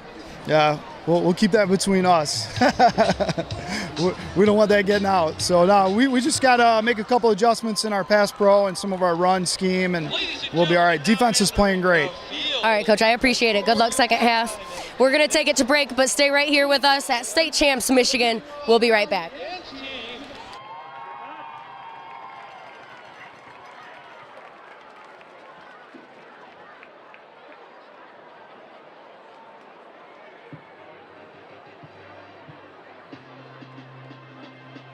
At Hungry Howie's, we're famous for flavor, and this is our Chief Flavor Officer. Every hour of every day, our CFO obsesses over the tastiest ingredients, combining them to create new flavor combinations your taste buds never knew they needed. Until now. Introducing his latest master pizza, the Bee Sting. Hot honey drizzle, classic cut pepperoni, and spicy jalapenos, or any two toppings. And our famous flavored crust. It's all the buzz. Hungry Howie's! At Alto Equipment, we know when it comes to getting your job completed on budget and on schedule, uptime matters. Alto Equipment has partnered with the biggest names in construction, including Volvo, Leeboy, Bogan, Avant, ASV, and more to provide the state of Michigan with industry-leading service and support. Alto Equipment services all makes and models, and their technicians are available 24 hours a day, 7 days a week. Do you have a big project? Alta Rents has you covered with the most diverse rental fleet in Michigan. Give them a call at 844-GO-TO-ALTA today. Every high school sporting event in the state of Michigan has one thing in common: officials. Every game, every meet, every match. Without officials, there'd be no touchdowns, no three-pointers, no face-offs. Without officials, there'd be no games. Officiating is a great way to give back to your community and stay involved with the sports you love. And officials are needed now more than ever, because without officials, it's just practice. Hey everybody, Carol Lyles here inside the State Champs studio. It is halftime in the Macomb, Dakota Chippewa Valley game, and we want to tell you about Victory Days happening tomorrow, hosted by Woodhaven High School.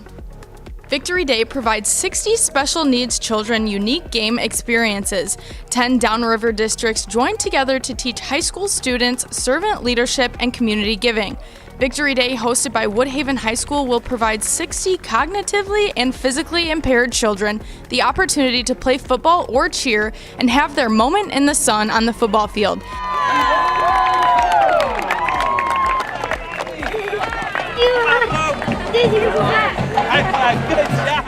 Each child will be partnered up with a football player or cheerleader who will serve as their mentor for the day.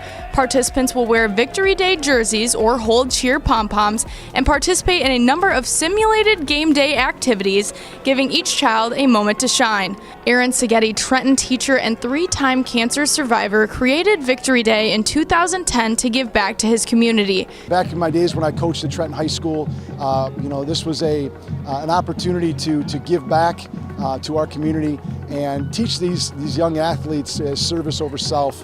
I had an opportunity, a second chance in life, and the community rallied around me and my family, and it was my opportunity now to give back, and that's where it stemmed from. And my trials as a young coach, a young teacher, and implementing this have taught me so many different lessons. And I think this is just a great day for the players and the participants both to learn something and not take things for granted and put others first. High school students from 10 neighboring downriver districts will be volunteering for this great event. It takes place at Woodhaven High School on Saturday, September 23rd at 10 a.m. to noon. For more information, you can visit victorydayfootball.com.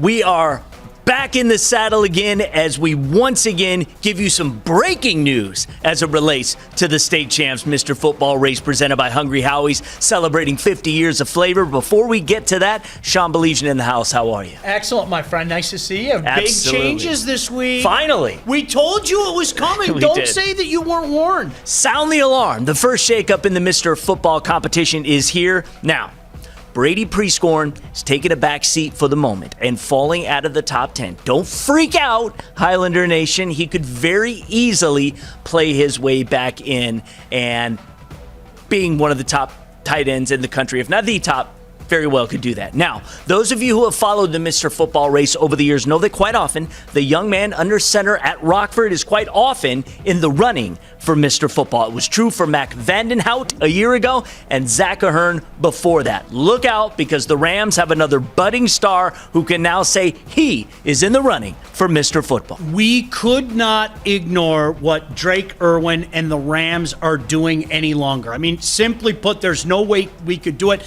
Let's start with the team, because I know that that's exactly where he would start. They are 4-0 on the season. The offense is rolling, averaging over 37 points per game. Now, enter the 6'3", 200-pound senior quarterback, Drake Irwin. This kid has been putting up great numbers all year long so far, but after this past week, Lauren, we couldn't ignore it any longer. 42-16 win over Caledonia. He goes 22 of 28, 431 yards. That's Madden stuff, and 3 scores. So just to reiterate, there's no way we could ignore this kid. Welcome to the list. Absolutely. Congratulations, Drake. And hey, congratulations to Caleb Osborne. Why? Well, it looks like the Waterford Mott family heard me last week when I said he was running in second behind Bryce Underwood. Well, as of filming this segment on Tuesday, Caleb is now the front runner. Nice job, Corsairs. Now, I'm going to call this out. I cannot say the same for Cass Tech, for Harper Woods, and for Southfield A&T. Are you telling me that there is no love for CJ Sadler or Jacob Oden or Isaiah Marshall? 0% of the vote for those three combined. Sean, this cannot stand. You are getting called out. I mean, I'll go ahead and say it. Mount up. I mean, that's right. 3 proud football programs. It's time for you to support your guys and be a part of this. We can't stress this enough. There's a reason why we talk about the criteria in this aspect every single week. You are giving your guy an extra oomph into that Final Four. So mount up, vote early, vote often. And if you're the leader, you can never be removed in the competition no matter what's happening. You know what to do. Go to statechampsnetwork.com, click on the contest tab, and vote for Mr. Football as often as you like.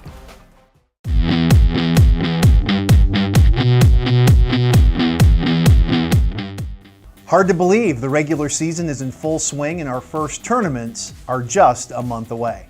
We have 2 big changes to a couple of our fall finals. First, in football, the MHSAA finals will be played on Saturday and Sunday, November 25 and 26 this year. Traditionally, the finals have been on Friday and Saturday of Thanksgiving weekend, but they're moving back by 1 day to accommodate the Penn State at Michigan State game to be played this year at Ford Field on Friday night, November 24th. Now there will be 4 days of football at Ford Field that weekend, starting with the Lions and Packers on Thanksgiving Day, Penn State, Michigan State on Friday night, followed by our 8 games with 4 games on Saturday and 4 more on Sunday. It's going to be an incredible football weekend in Detroit. The schedule of games to be played that weekend has not yet been set. and won't be until later in the season, as consideration will be given to teams that have an existing policy about Sunday competition. When our lineup is ready, it will be posted at mhsaa.com before any other place. Moving to soccer, this year all 4 of our boys soccer finals will be played at the same location on one day. That place is Grand Ledge High School, their stadium, one of the top facilities in our state. They'll be hosting, with Division 4 kicking off at 10 a.m. on Saturday, November 4th, followed by the Division 3 game at 12:30, Division 2 at 3 o'clock, and the day will conclude with the Division 1 game at 5:30 p.m. Previously, 2 locations had been used, but now our soccer fans can watch all 4 games from one great spot. It's great to be back for an exciting start to another great athletic year. We look forward to seeing you in an upcoming game.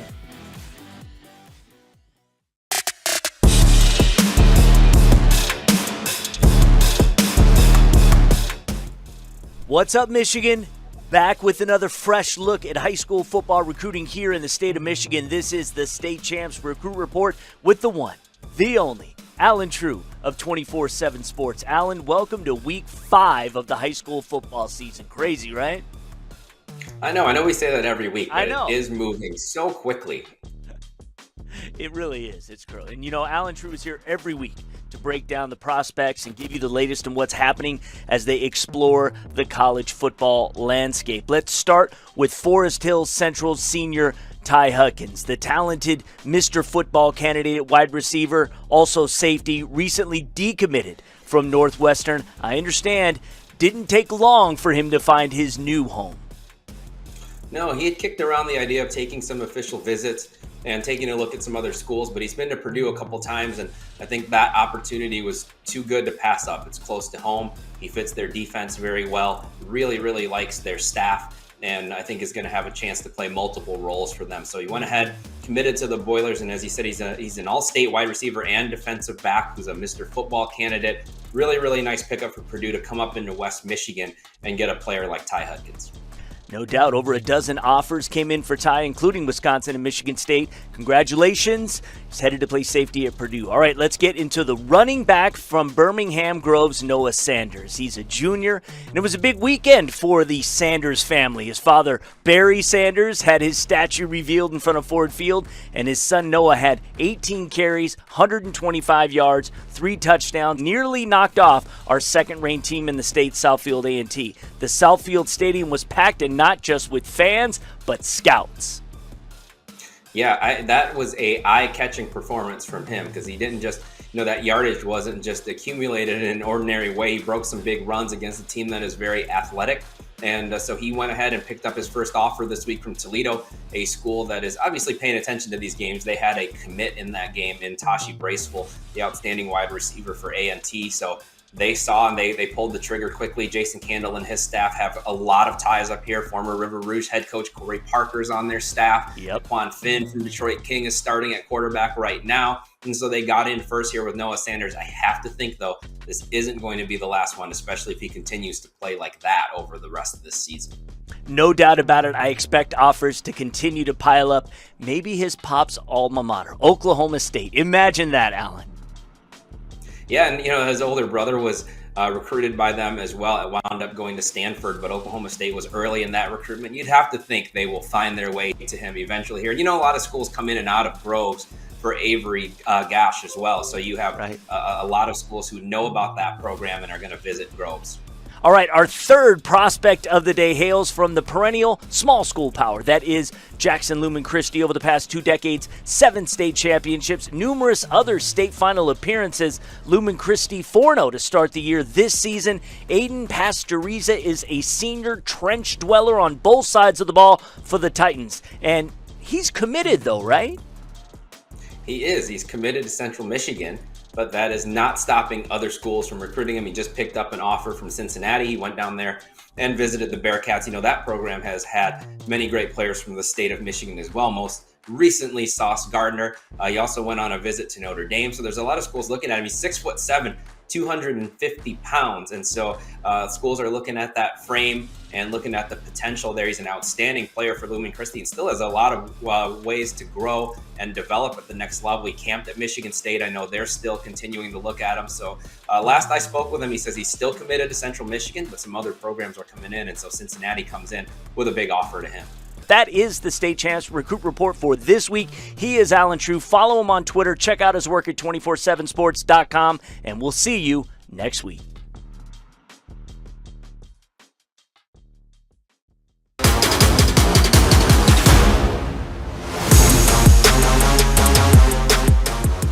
All right, everybody, welcome inside the State Champs studio alongside Anvil Award analyst Tim Beckler. My name is Kara Lyles, and I've heard, we've got some changes happening to our list. We are adding Carter Harriman from Davison, and from watching the film, he's a hard-hitting kid. What are you seeing from him? I like this kid. He's a linebacker committed to Miami of Ohio.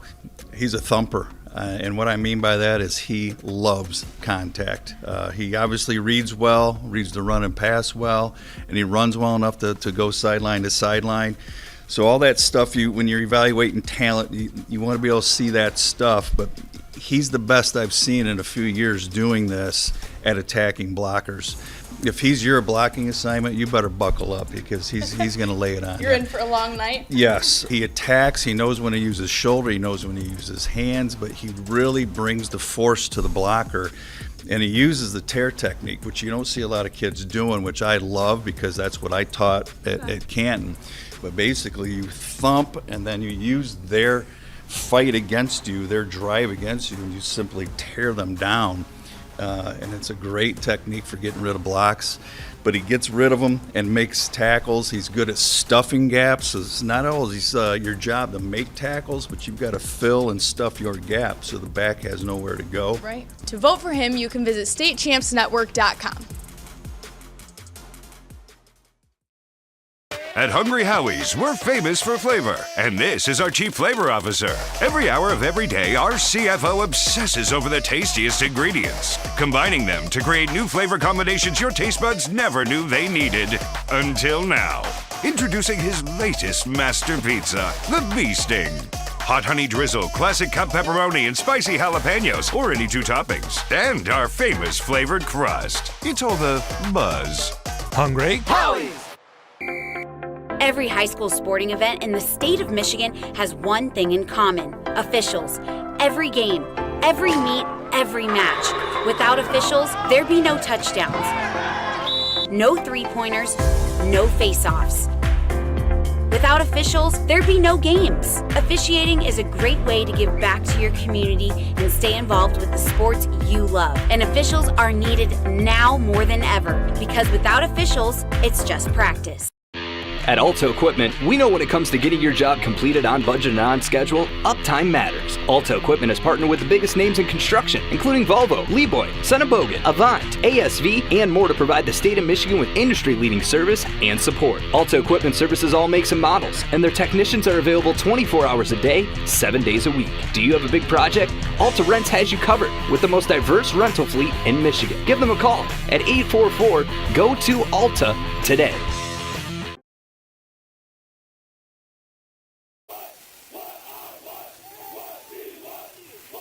Hi, Big Reds and Cougars from Dakota, locking horns for the 37th time all-time. Chippewa Valley scored the first 10 points in the game. Dakota did get a touchdown back. Chippewa Valley starts with the football in the second half. Grant, we just saw the boys fired up on the sidelines. But what do you think the offensive attack plan is when they do get it back here in a second? Just kind of stay within themselves, right? You're in this atmosphere, this big rivalry game. And these games rarely are blowout games. It's always a contested battle between the two, Dakota and Chippewa. But if you're Chippewa here, you want to come out, play within yourself. Kind of stick to the game plan that's been working, right? Short yardage, completions, aggressive running the ball. And just kind of stay within themselves. Let's go down to the sidelines. Lexi Ayala has a little more. I did speak with Macomb Dakota's head coach, Greg Bauer, at the half, and he told me that we just had a slow start. The team had to find their footing first. Other than that, he thinks they have a solid game plan to come back and win this game now that their head is in the game. Evan, back to you. Lexi, appreciate that. And remember as well, another factor to this. Their quarterback, Jaden Ford, hadn't played since the first week of the year. He'd have been injured, and now he's back in. So that's another thing about this as well. You're getting the quarterback back up to speed. Yeah, getting back up to speed. I mean, he's been out since week 1, and it's kind of showed a little bit. It doesn't help, too, that Chippewa's D-line and linebackers are flying to the ball. I mean, just really plugging every gap and just, not allowing a lot of yards to be had for the Dakota offense. So I'd like to see, I'm expecting to see them mix it in a little bit with Ford, when they need some throwing. But we saw Hamby with that explosive run earlier. So, I mean, they got to feed the workhorse. I'm sure he'll get a plethora of carries here in the second half. Oh, by the way, Chippewa Valley's going to have great starting field position. Procedure on the kicking team. Ball will be placed at the 35-yard line. Aronowski, the kicker for Dakota, just yanked it out of bounds. So Chippewa Valley offense that has been moving the ball all night now gets a start at the 35. Yeah, and when you got Schuster at the helm as a defensive coordinator, as an opposing team, last thing you want to do is give them freebies and extra yards and improve their field position. Half the battle is making them march down the field, and they helped out a little bit there with that kick out of bounds.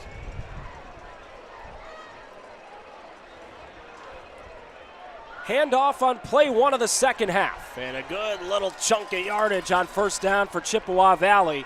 Cash Shaw, another solid carry. Good carry by Cash Shaw, but Devontae Love was leading the way there. Just a little power action. He's pulling to the front side. They leave that front side defensive end unblocked and allow him to kick out. And Cash Shaw's job is to read that block. And, hey, if he's getting blocked down the line of scrimmage, bounce it out. If he's getting kicked out, cut up inside. Fantastic job. And a gain of 7 there for Cash Shaw and the Chippewa offense. Grant's talking about Love, 75, the big right tackle. He's 310 pounds. The left tackle, A.J. Wright, is 290 pounds. It's big bodies for a college team. Schuster on second down. Deep drop, now rolling away. Snuck free just long enough from the oncoming tackle.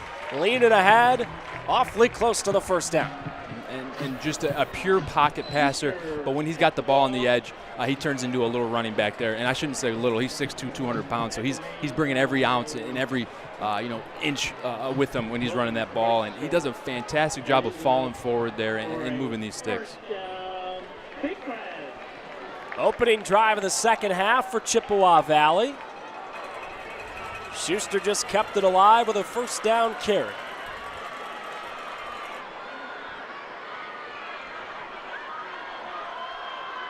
Give Shaw. Slipped free of the initial tackle, then leaned ahead, gained a couple more. Give him a gain of 3 on first down. Good job there. And another thing that Dakota does that I haven't seen too much of tonight is they'll bring cat blitzes, which are corner blitzes, and they usually do that to the one receiver side. In that situation, number 5, Dylan Beidelshe was the cornerback blitz in there. Set the edge, did a good job of wrapping them up and preventing a decent run there. This drive starting to approach midfield for Chippewa Valley. They got the ball at their own 48. Second down, 7.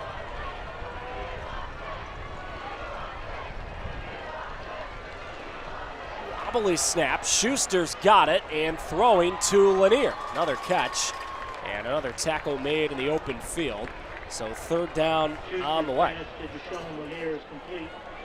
Just little things that go unnoticed at the receiver position is just the awareness to come back flat down the line of scrimmage or come back towards your quarterback, even if it's not a curl route or a hitch route where you're sitting stationary waiting for the ball. He noticed that the ball was going to be a little bit, the defender's on him, so he had to go attack it. Deshaun Lanier, that is, did a fantastic job of corralling the catch and making this a third down and 1. Already 1 for 1 on third down so far in this drive. Schuster bobbled the snap.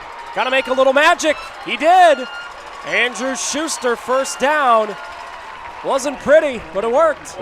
And the old saying goes that I said a couple weeks back, can't go broke taking a profit. Looked like it was going to be a negative profit there, and a profit for Dakota, that is, getting the ball on the ground, rallying to the quarterback. But Schuster, who is just so calm, composed, just doesn't let anything affect him, just picks the ball up, does what he does, and picks up the first down. Schuster ran for 3 touchdowns last week. Believe it or not, he also leads the team in rushing touchdowns coming into tonight.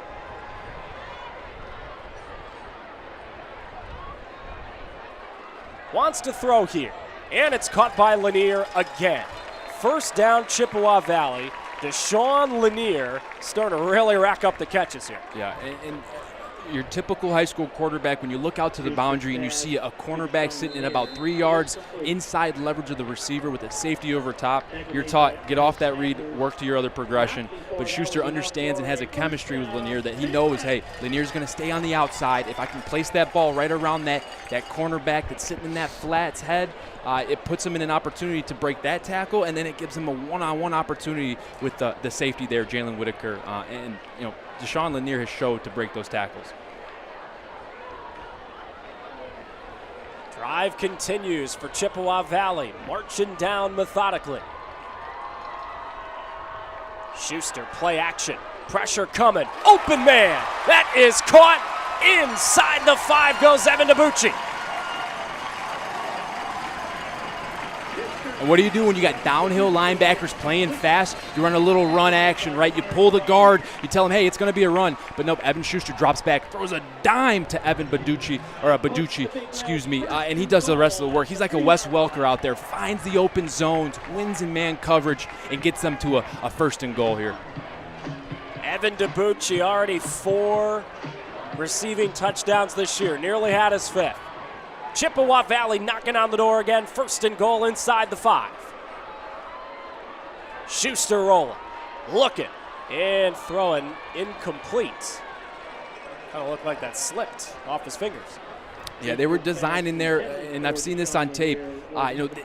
Dakota plays an inside out, right? If one guy goes inside, the man inside is responsible for taking him. They run a little whip route with Deshaun Lanier, so that attracts the inside defender, so that he vacates the premises, but then he whips back out, and then it should be open. But there, Deshaun kind of throttled it down, thought there was a zone window to sit in. Schuster didn't see it that way. Tried to lead him outside, ends up making a good decision by dirting it at the feet. That just goes to show, Schuster is levels ahead of the game, but just with those small, minute details. Tried to pitch it, but there's a flag that's going to back up Chippewa Valley and make this first and goal longer. And they had a good play there. They had a speed option, getting the edge. It was going to be a one-on-one with. Ball start on the offense, 5 yards, second down. It was going to be a one-on-one with Elijah Warren, the freshman corner, and Cash Shaw. And I think Chippewa likes their chances in that, but unfortunately the penalty negates that play, and they got to fight with a little bit more yardage here. And remember, the last time Chippewa Valley got in Dakota's red zone, they had to settle for a field goal. That's why it's 10-7 right now. Still second and goal, but that ball's on the 8-yard line instead of the 3.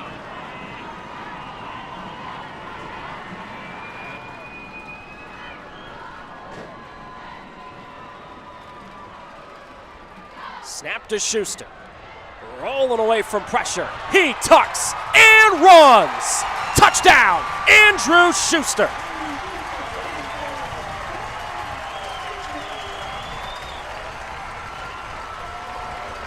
Just a leader by play here, and that's a prime example. Drops back. He can't find his open target. The pressure's too good. Dakota's approaching him, but he tucks it and runs. Dakota's sitting back in this zone coverage here in the goal line, and he just does the rest of the work. Lowers his shoulder and just piles into the end zone. The 6'2", 200-pound quarterback committed to Grand Valley with the touchdown and a great play there. Second running touchdown of the night for Chippewa Valley. The first one for Schuster. Haddad trying to add the PAT, and he knocks it through. That's exactly what Scott Merchant told Lexi walking off the field. This first drive of the second half, so important, we got to score. Well, they took up nearly half the quarter, and they scored on a Schuster run. Check the box. Check the box.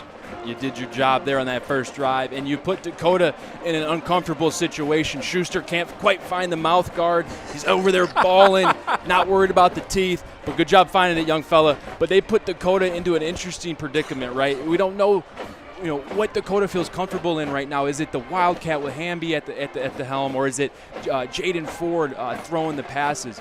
Nonetheless, they've been put in a situation where they're going to have to rely on both. And Chippewa Valley is kind of leaning on the edge of, hey, if you run it, we're sitting here waiting for it, and if you pass it, we've been making deflections and interceptions all night, so we welcome that. They go up 10, pressure's on Dakota now. Haddad back in the field for the kickoff. Remember, Chippewa Valley nearly saw Juliano Haddad make a 45-yard field goal before the half. He was just short. This came on to knock in the PAT, and now he's kicking away. Short kick, fielded by one of the up men near the 20. And this is a solid return for Dakota, trying to fight their way up into the 40-yard line. In the effort to mitigate a big return, Dakota's still going to start right near the 40-yard line. Yeah, I mean, maybe you saved a touchdown, maybe you saved a drive starting on the 50. But they tried to give a little pooch. Maybe the up back fumbles it, loses control. But they're starting on with great field position here, and they need a good drive. Dakota back in the field. The big story offensively for them tonight, Jaden Ford has returned from injury. We didn't think we'd see him, but we've seen him a lot. He's throwing here, pass caught Pritchard. And he is tackled again in the open field. They are finding bodies all over the place. Preston Roberts again. Preston Roberts just made a fantastic play. That's an effort play. That's a hustle play, what we call that. He's getting blocked at the corner there by Colin Schneed. But he says, that's okay. I'll just take you and I'll tackle you with the ball carrier. Runs his blocker right into the ball carrier. Stops the big play. Really good job there. Setting the edge, getting a tackle, and just really keeping this crowd into it for Chip Valley. Second down long. Quick drop forward. Pumps, looks, throws, down the field, picked. Hester the INT. Look out with the ball in his hands. Return across midfield, and Chippewa Valley is rolling.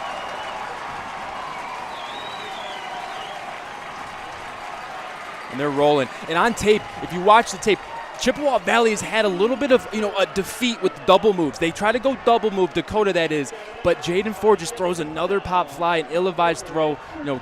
Pritchard kind of just started jogging. I don't know if he knew the ball was coming to him, but nonetheless, another name, the same name we've been hearing all night, Rayshawn Hester, comes up with a fantastic interception. And really just a 500 alive ball, right? Just catches it in center field there. And Chippewa has got some momentum here, and they can really, find an edge if they have a good drive. This game's starting to tilt on its axis. Chippewa Valley trying to push it firmly in their favor. This drive starts inside Dakota territory.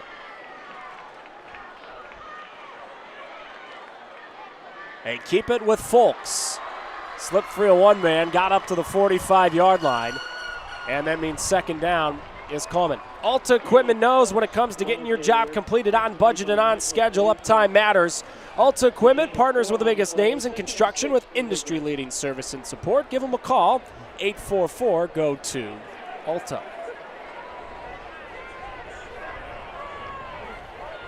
Gain of a handful on first down for Folks. Shaw, Folks, Byers, Schuster have all run the ball multiple times tonight. On the ground again. This is Folks again. Good chunky yards again. Third down on the way. They're just taking what the defense gives them. They're getting presented with this 3-down line in front. Chippewa Valley saying, hey, we can block your guys. You got a light box. We're just going to get another puller at the point of attack with a little power scheme. And they're letting their number 7 running back, Caleb Folks, tote the rock a little bit. He's a guy that has a lot of potential to really fill that uniform and really bring something to this offense. And coaches are excited about what he has in store. Schuster, quick drop. Third down, catch Lanier. Tiptoeing the sidelines. Another catch for the junior who's making a lot of noise. I mean, what do you do if you're the defensive coordinator, right? You send pressure, the ball's out in half a second. You don't send pressure, you get picked apart in zone. Schuster has just been doing a fantastic job of taking what's given, finding the boundary target again in Deshaun Lanier, and that one almost turned into a big one. He tiptoed the sideline, almost got down it, but he's making guys miss and getting extra yards after contact. Schuster in that offense moving yet again. Give Shaw room. Cash Shaw tackled right near the sticks. Gain of 9. They are really starting to find a lot of holes in that defense for Dakota. Yeah, they are, and they're mixing it up well, right? You don't know really what's coming. Is it a read? Is Schuster going to keep it on a run here, or is he going to give it to Folks or Cash Shaw, or is he going to pull it and throw it to Sean Lanier or Evan DiBucci? Right, so they got a versatile offense that's really hard to try to get a grasp on.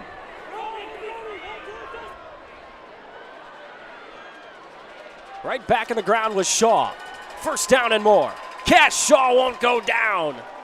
Tchaikovsky finally wraps him up right at the 10. And Chippewa Valley sniffing the goal line again. Cash Shaw, the ball carrier. Austin Tchaikovsky. We've talked a lot about some of these Chippewa Valley players are not the tallest guys in the world, but that actually benefits a guy like Cash Shaw. Lower to the ground, you can make more moves and make more guys miss. Absolutely, especially when you get a puller it's leading the way, parting the Red Sea for you. You can really just, bob and duck and in the dodgeball reference right there. You can really just get behind the guy and make something happen. He's doing a really good job of reading his blocks, making a sharp cut, and he's not getting brought down by one tackle either. He's running fierce. Schuster throws, end zone, missed Lanier. So now 2nd and goal from the 10.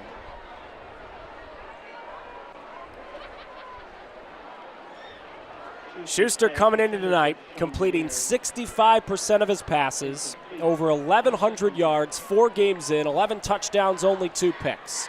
Also ran for nearly 430 yards and 3 touchdowns in the first 4 weeks. And their coach, Scott Merchant, told us, I know that kid at Belleville's pretty good. I know Isaiah Marshall at Southfield A&T is pretty good. I think our quarterback's the best in the state. I'm not afraid to say it. Yeah, and he said, I'll put my passing attack up against any offense around the state. And I'd vouch for that as well. I mean, they're just really hard to defend. They find open targets. They don't necessarily rely on the deep ball. And they get everyone involved. Getting another guy involved here. Tackle made on Eric Thomas before he could get to the end zone. Gain of 6 for Chippewa Valley, and it's going to be 3rd and goal from the 4. 3rd and goal here. And the fascinating thing about Chippewa Valley's offense is that they put a lot on Schuster's plate. It's usually a two call per play type of scheme here. So they'll give them 2 calls. They'll go to the line of scrimmage, take the look, see what they like, and they can either run it or give it a kill call, and then check into what they like and what has a better mismatch or an advantage for them. Look into those steely, determined eyes of Schuster. Just ran for a touchdown on the last drive. And something wasn't right. Dakota's defense actually calls the timeout. Got to burn one, down by 10, and with Chippewa Valley facing 3rd and goal. Lawrence Technological University, located in gorgeous Southfield, Michigan.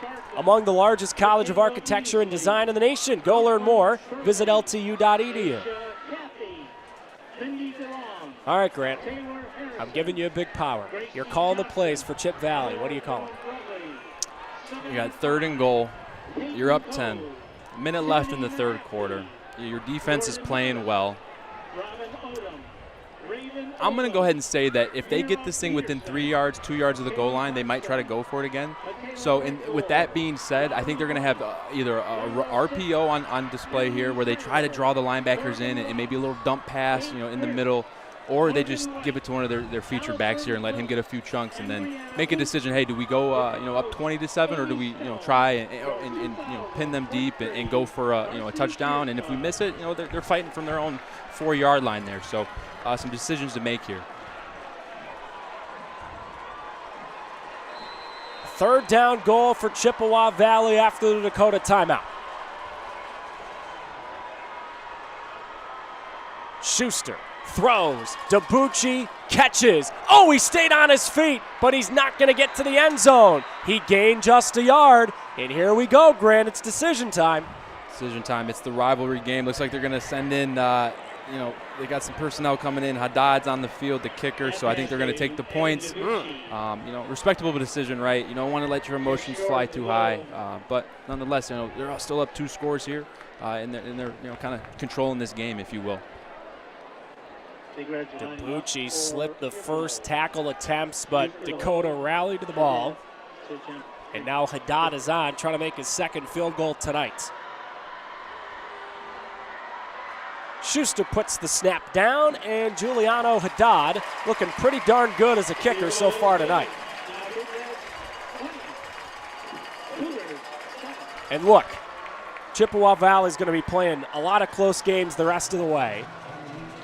Having a weapon as a kicker like that, that's valuable. Yep, it's valuable, especially when you get to the playoffs and you're playing late in October and November and the weather's not as nice, right? Having a guy that you can count on for 3 points is definitely a nice security blanket to rely on.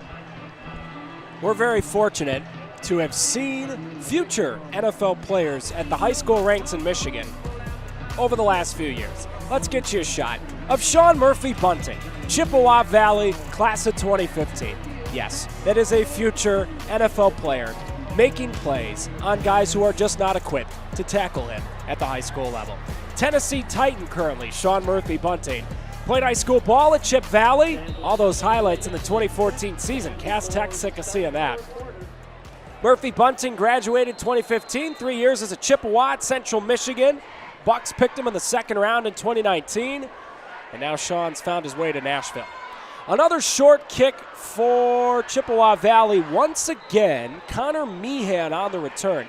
He's returned it twice as the up man, and twice now Dakota has really good starting field position. Yeah, they're great starting field position. Chippewa Valley is just going to lean on their defense here and say, you know what, make them earn it. You're up 2 scores, so they're just going to rely on their defense here.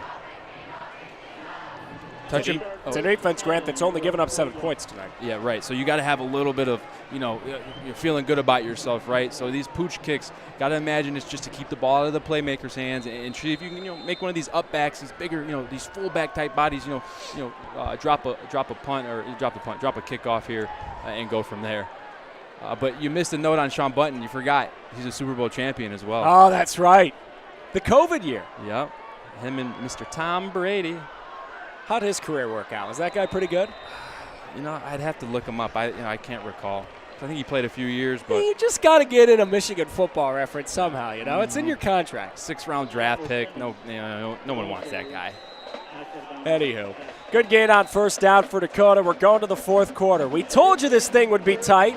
Chippewa Valley is up by 2 scores, but Dakota's got the ball near Chippewa Valley midfield. Should be a fun 4th quarter. Come on back with us right after this.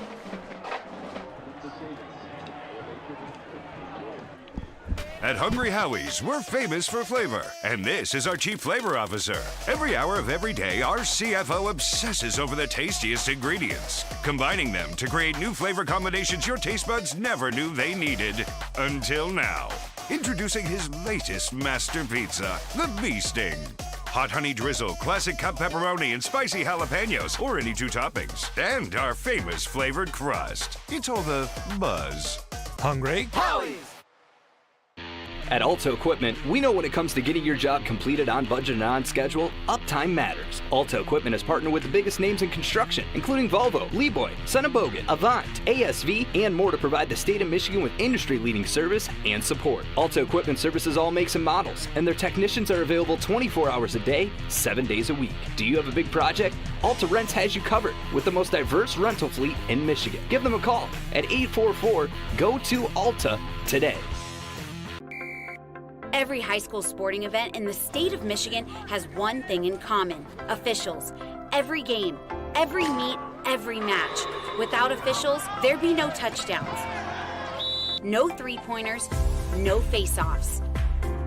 Without officials, there'd be no games. Officiating is a great way to give back to your community and stay involved with the sports you love. And officials are needed now more than ever, because without officials, it's just practice.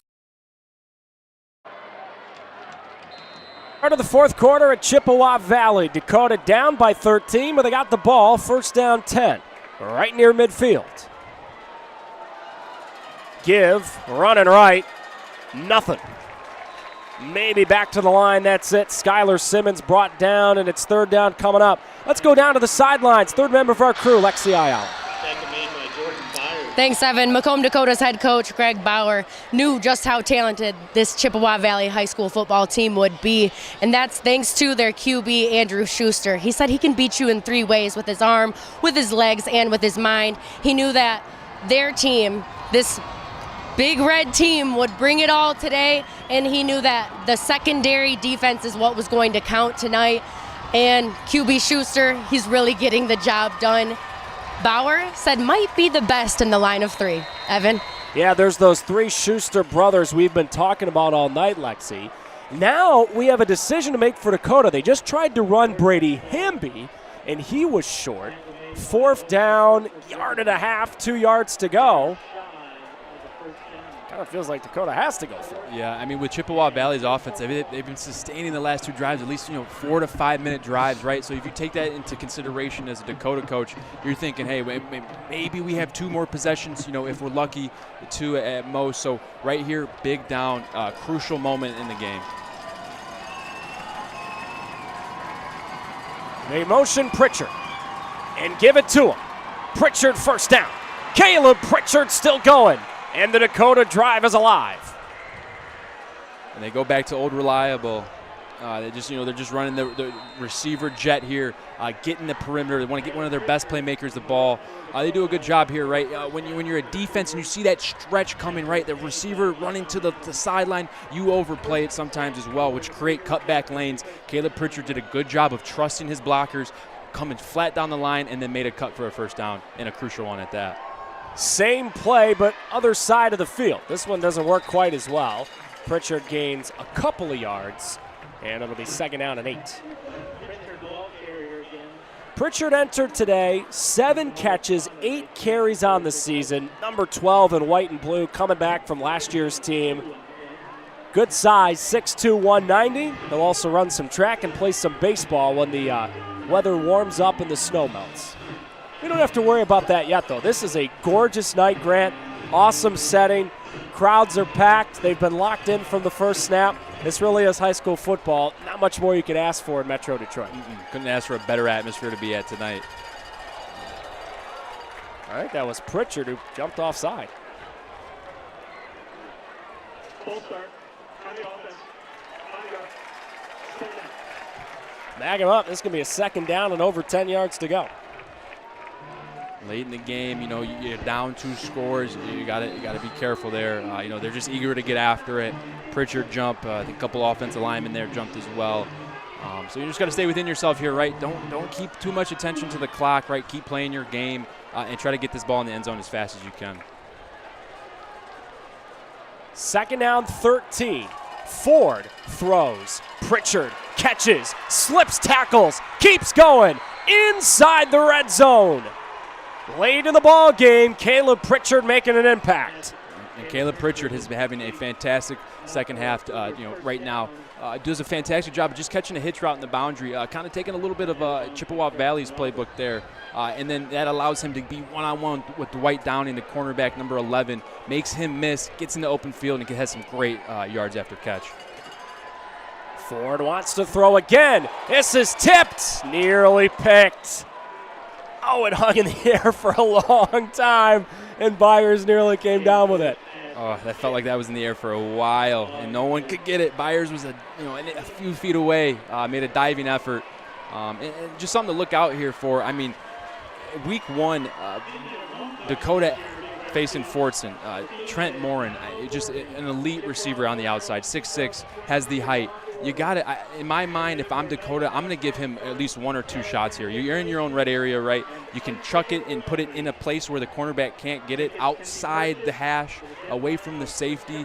I'm going to utilize that height and just at least give him a shot.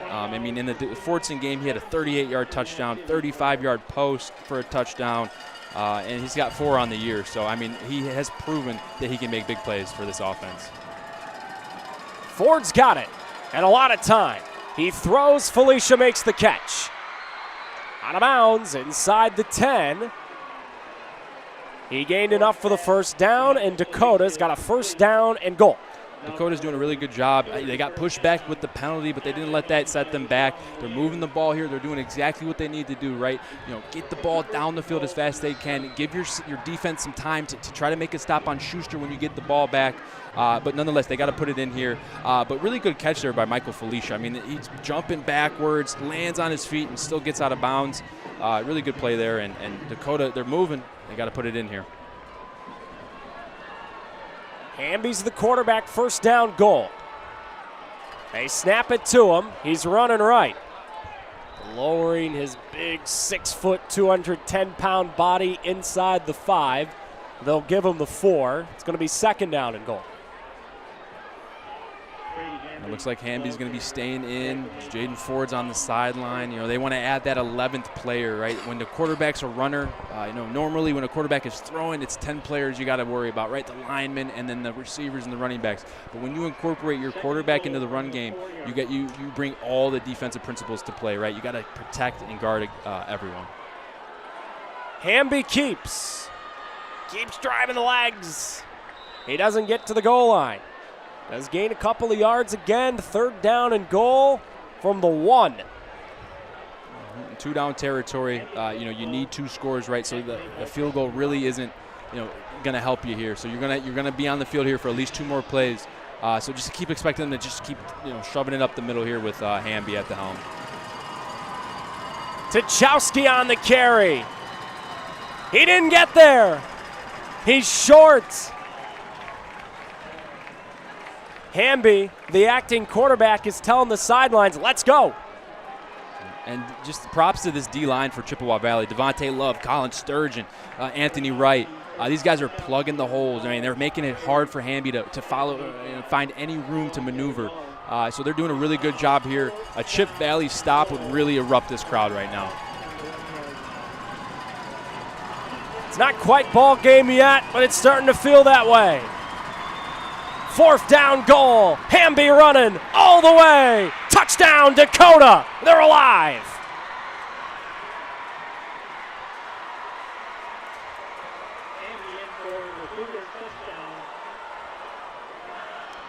And what do you do when you need it most? You get Hamby involved. Brady Hamby is just their linebacker playing running back. I mean, just a fierce guy, fierce competitor. He's not going to be stopped. He's telling the coach, hey, let's run the play again, run it again, run it again. They give it to him. He executes, gets him on the board. Crucial score there. And it gives your defense some time to make a stop and let your offense get back on the field. Second running touchdown of the night for Hamby, his team leading 7th of the season. Aronowski for the extra point. Right down Broadway. I know this is stunning. 5 minutes into the 4th quarter, a Mac Red game is in a 1-score game. Stunning, I know. Week after week, man, this conference just doesn't disappoint. As you can tell, this is the hottest ticket in Michigan. I mean, there is not an empty seat in this crowd. Dakota's traveling student section is about half of the size of the bleachers across from us. And they're, the product on the field right now is giving everyone something to cheer about, no matter what side you're on. Hungry Howie's a great partner with the State Champs Network's Mr. Football and Anvil Awards. Congrats, Hungry Howie's. 50 years of the best flavored crust pizza. Order your pizza at hungryhowies.com.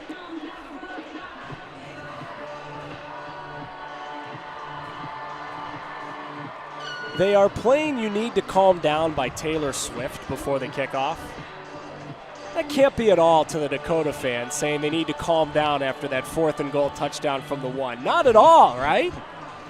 It's got me up here moving and jiving a little bit. I'm feeling it. T Swift for the win.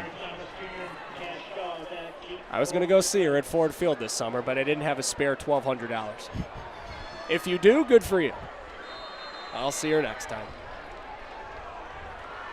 Aronowski's kicked, he's punted, he's done everything today for Dakota. Now he's about to kick it away. And another classic brewing between these two excellent programs. Aronowski's kick, fielded by Shaw. He's going to have a chance for a return. ran into his blocker and didn't make the 25. So Tommy Schuster is watching his brother Andrew Schuster somewhere lead the offense back in the field. There's been a whole line of Schusters playing quarterback for Chippewa Valley. Tommy, Ryan, and now Andrew. The left-handers look pretty good all night. It's going to have to keep looking good, Grant, on their biggest drive of the night. Biggest drive. I mean, and just talking with Coach, it sounds like not a lot affects him. He lets his play just, talk for itself. No matter the moment, no matter how many points they're down or up, he's just going to be himself. And I expect them to stick with what they're doing, right? A heavy dose of the run mixed in with some short yardage, quick game. Biggest drive of the night starts now. Schuster keeps. Runs left, gains a couple. He's tackled shy of the 30. Second down coming. And they've done a really good job incorporating Schuster in the run game.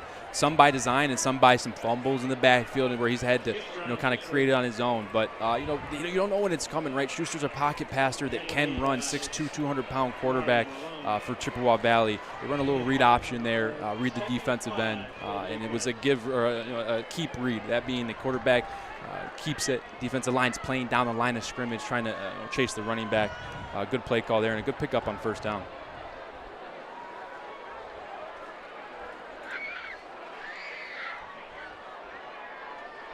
Schuster throws, it's tipped and incomplete. Damari Malone knocks it down, and this brings up a monster third down. Next home game for the Lawrence Tech Blue Devil football team, homecoming, Saturday, October 7th against Concordia. Catch the game live on TV 20 Detroit, 7 o'clock. For more info, you can go to ltuathletics.com. Man, blink your eyes, Grant. We got a 3rd down and 5 for Chippewa Valley, and Dakota's sideline is making as much noise as they possibly can. Yeah, and this is a crucial down here, right? You don't get it, you give the ball back. You get it, you keep moving the ball, you limit the time that Dakota has. Big one here. 3rd down, Schuster throws, incomplete. Missed his man on the near sidelines. He was looking for Hepburn. Dakota stands tall. Big play there by Dakota. Taking away Deshaun Lanier, putting 2 guys over top of him and making Schuster earn it somewhere else. Goes down to the field, to the boundary, to number 14, Michael Hepburn. They had a little curl route on. The timing wasn't there. The throw was a little bit low. The yardage might have been off by the receiver, so a little bit off there. And now Dakota's going to get the ball back with an opportunity to go tie this game or go up. Schuster's also the punter, and he just unleashed an absolute beauty. Felicia had to pick it up, and then he slipped. Andrew Schuster just punted one for Dakota. Dakota forced to pick it up near their 20. They didn't get as good field position as they thought they were going to get. Yeah, and good job there by Chippewa, right? Flipping the field position, letting your defense, who's had a great job and a great effort tonight, keep applying the pressure. The defensive line is getting pressure in the backfield. The linebackers are playing well, and the secondary is just making turnover after turnover for them. So why not trust your defense here? Why not put them back in their own territory and make them have to earn this drive? I mean, and what would it be, right? Without a MAC, it's a MAC Red conference game for this team in this game. What would it be if it wasn't a last-minute drive here to see who wins it? We told you a couple hours ago this thing was going to come down to the 4th quarter. Ford throws. It's caught in traffic. Grant has been calling for this guy all night. Trent Morin makes the catch, and Dakota's in business. Been calling his name all night because he's 6'6", 200 pounds. He's a tough, big target, a guy that Jaden can really rely on.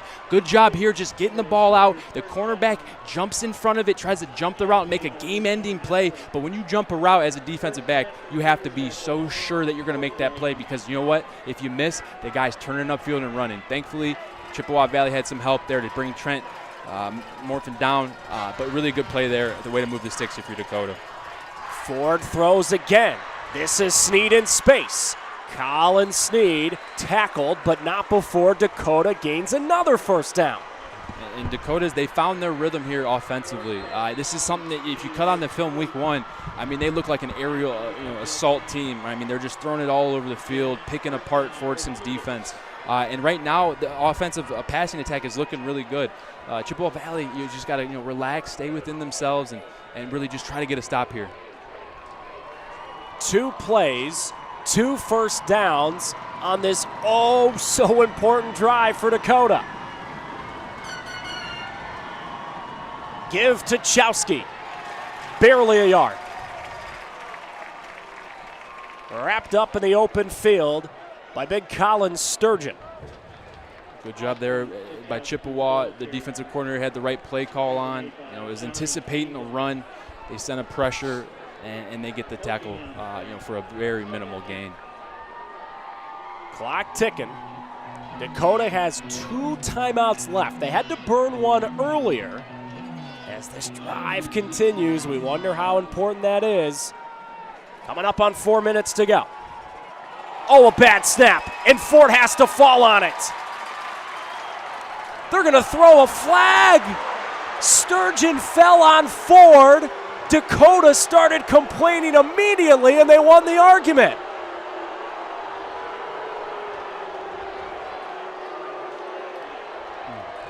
Yeah, and just a bad snap here. Jaden Ford's going to step back behind center, call for the ball. It comes out low into the left. Colin Sturgeon sees the game-ending recovery, tries to dive on it. I think that's a bang-bang play. I think the ref could have let that one slide. But if you go back, that kickoff, they had somebody fall on Dakota as well. I wonder if that's a makeup call to kind of give them a little bit of a makeup there. But nonetheless, man, they're playing football out there. I think that's a bang-bang. Ball's on the ground, man, and who's to say if you bump into him, that ball can't come out of under his belly. So tough call there for Chip and Dakota. They're loving it. Home crowd hated the call. They have moved the ball to Chippewa Valley's 45.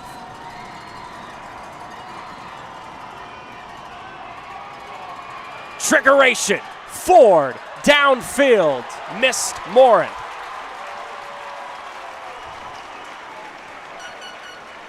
Like the attempt there. I mean, it's go time here for Dakota, right? You got to pull out all the tricks out of the bag. They've been running sweep all day, right? So why not run it again? But then make a little pass off it, a little double reverse pass. They try to get Trent Morin involved there, but really good job out on the corner there by Preston Roberts of really just pushing him down, not letting him determine the route angle he wants to take. That post route should end right in between the goal post, about 15, 20 yards downfield. And really good job by the Chippewa defense, and Dakota's a big play here, Evan. Isn't quite ball game yet. Couple of timeouts remaining for Dakota. But on a 4th down from Chippewa Valley's 45, this will be an important play. Ford, the quarterback, back from injury. On 4th down, got the time to throw. Stepping up, incomplete. Knocked away by Cash Shaw.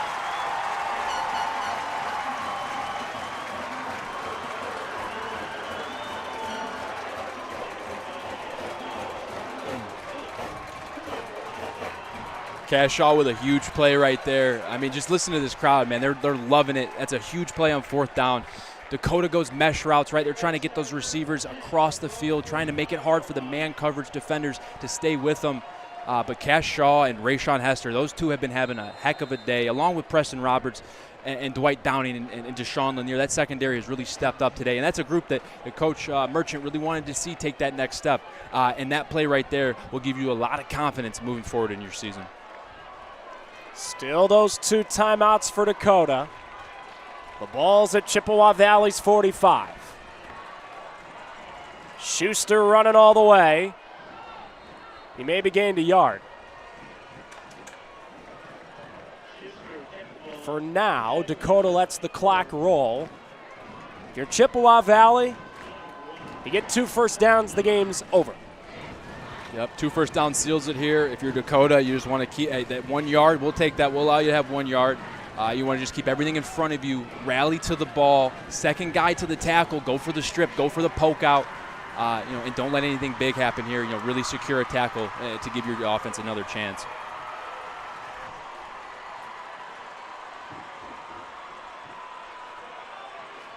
2nd down and 9.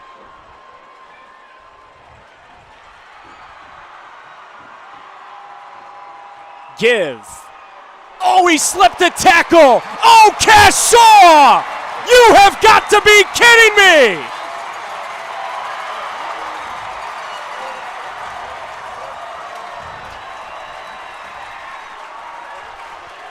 And Damari Malone has been having a good night at the linebacker position. An up-and-coming junior linebacker. Has got Big Ten offers from Illinois, Rutgers. Gets him in the backfield, Cashaw that is, but doesn't wrap him to the ground. And late in the game, when you need big plays, you got to secure the little fundamentals, right? You got to bring them down. Cashaw's not going to go out without a fight. Damari Malone thought he had the tackle for loss and just let it literally slip out of his hands. Tough play there for Dakota, that if you're Chip Valley, you're rolling. Cashaw's on that sidelines, like all of us, a little stunned at what just happened. Dakota was staring down a 3rd down and 11 for Chippewa Valley. And it feels like the ball game just literally slipped through their fingers. Yep, literally. They could feel the offense getting, stepping off the bench saying, hey, you guys are going to have another shot here. But, the 6 foot, 200-pound linebacker makes those tackles 9 times out of 10. The situation is unfortunate for him. Cashaw doesn't go down without a fight. Really good job there. Really put the dagger in Dakota here late in the game. Chippewa Valley's got the offense on the field. Going to go for 2, try to make it a 14-point game. Pressure coming on Schuster. Quick throw, caught, got the 2. Deshaun Lanier. When in doubt, look for Deshaun Lanier. They're just going to run 3 slants. Everyone went across your defender's face. Andrew Schuster goes to his reliable target, the 6th touchdown leading receiver for Chippewa Valley, secures the extra point conversion. Fantastic job there by Deshaun Lanier and Andrew Schuster. Really just doing what they do best and converting. If you're a glass half full Dakota fan, well, here's the positive. Yeah, I know Cashaw scored, but maybe it would have been smarter for him not to score the touchdown, right? Because Dakota's still got 2 timeouts. There's still 2:54 left in the game. You can't fault Cashaw for running all the way for the touchdown, but at the same time, if something's going to happen for Dakota, I guess that's the best thing that could have happened. Yeah, I mean, if the scoring was your best opportunity to get back on the field, you want it to happen in a fast, timely manner, like you said. But just at the high school level, that's a next step, right? That takes a special kind of player to understand. Hey, we're up a score here. A 1st down really seals it. No time, or 2 timeouts left. We get 1 more 1st down, then we're really moving. But you can't blame him. I mean, broke Damari Malone's tackle in the open field. Why not score? That kick for Haddad goes into the end zone. It's a touchback. A few of the folks are starting to leave the Dakota section. The section for Chippewa Valley, they're not leaving anytime soon. The party is just starting at Chippewa Valley. On an empty seat on this side here, and I could barely even get in the game, man. They were looking for everyone's ticket. Every head accounted for tonight in this big rivalry game. And it's lived up to it. It's been a fantastic game so far. Both teams are competing their tails off, and just the crowds are into it. This is just truly Friday night lights. Special night here as Chippewa Valley wears purple jerseys to honor the folks in the program and the school who have so bravely battled cancer. That's why everyone's wearing purple on the field, purple in the stands. Lexi Ayala did a great job at the top of the broadcast telling us about all the great initiatives they're doing here at Chippewa Valley, led by Adam Shield, their athletic director. Still time, but this football team in a good spot. Ford throws. It is caught by Trent Morin. He is short of the 1st down. That'll keep the clock moving. If you're Dakota, you just want to, obviously you got to keep the tempo up, right? But if you're the receiver or a running back that touches the ball, you got to have an understanding of getting out of bounds, right? The extra yard or 2 doesn't matter. The time stopping does. Quick snap to Ford. Throw caught Pritchard. Still moving. Tackled just shy of midfield, and that will stop the clock as they move the chains on the 1st down. And I mean, down some scores here. You come out. First 2 plays are positive. Good start here for Dakota's late, attempt at a comeback. Ford going to throw again. This is caught by Morin. Slipping a tackle. Slipping one more.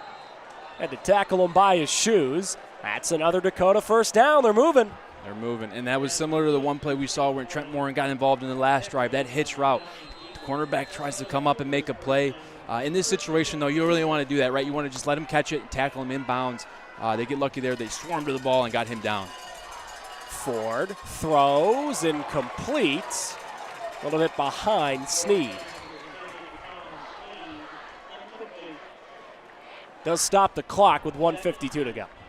Yep, incomplete passes are your friend here. Not on 3rd down and 4th down, but when you're in 1st and 2nd down, the incomplete pass is the worst situation for you.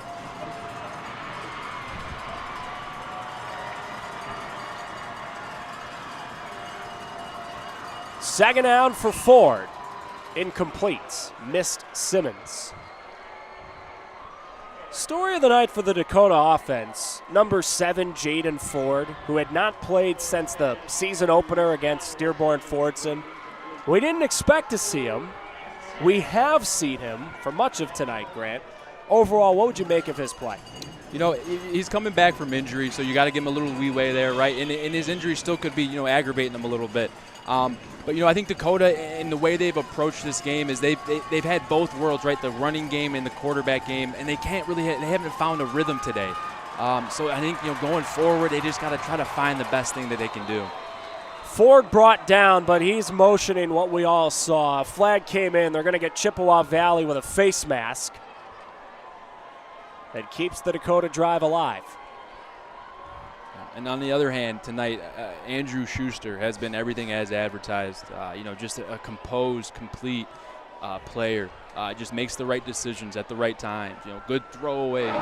Can tuck the ball and run. Face mask on the defense. 15 yards. First down. So, coming into this game, we kind of highlighted both quarterbacks. Hamby, who we thought was going to be the starter. And here you're just going to see a little bit of face mask. They get him wrapped up. Colin Sturgeon has him, but does come in with the face mask and triggers the yellow hanky to come out. Fortunate this late, but nonetheless they're moving the ball here still. Ford throws. Pritchard catches, waiting for the blockers. They didn't come. Dakota for now does not use a timeout. Good job there by Jordan Byers. He's a linebacker for them. They run a screen pass, just flows with the ball, gets a good tackle inbounds, and keeps this clock moving. Deep drop Ford. All the time in the world. Incomplete. Hester had the coverage. Step for step with Sneed. And you get a good look there. I mean, you get your 6'2" receiver on Rayshawn Hester, who's 5'11", right? You have the height advantage. The receiver was in the right position. A ball right on his body or right above his head. He could have came down with that. A little bit of off on the throw, a little high. So they're going to be here with a 3rd and 5.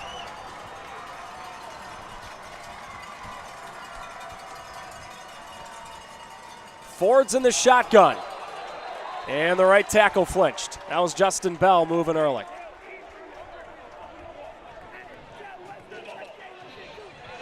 Full start. On the offense. 5 yards. 3rd down. Turn a 3rd down and 5 into 3rd down 10. And when the defensive line has their ears pinned back and they're coming to sack that quarterback as a lineman, you're getting ready to pass set. The big fella Justin Bell, 6'8", 270, junior, just starts a little too early there.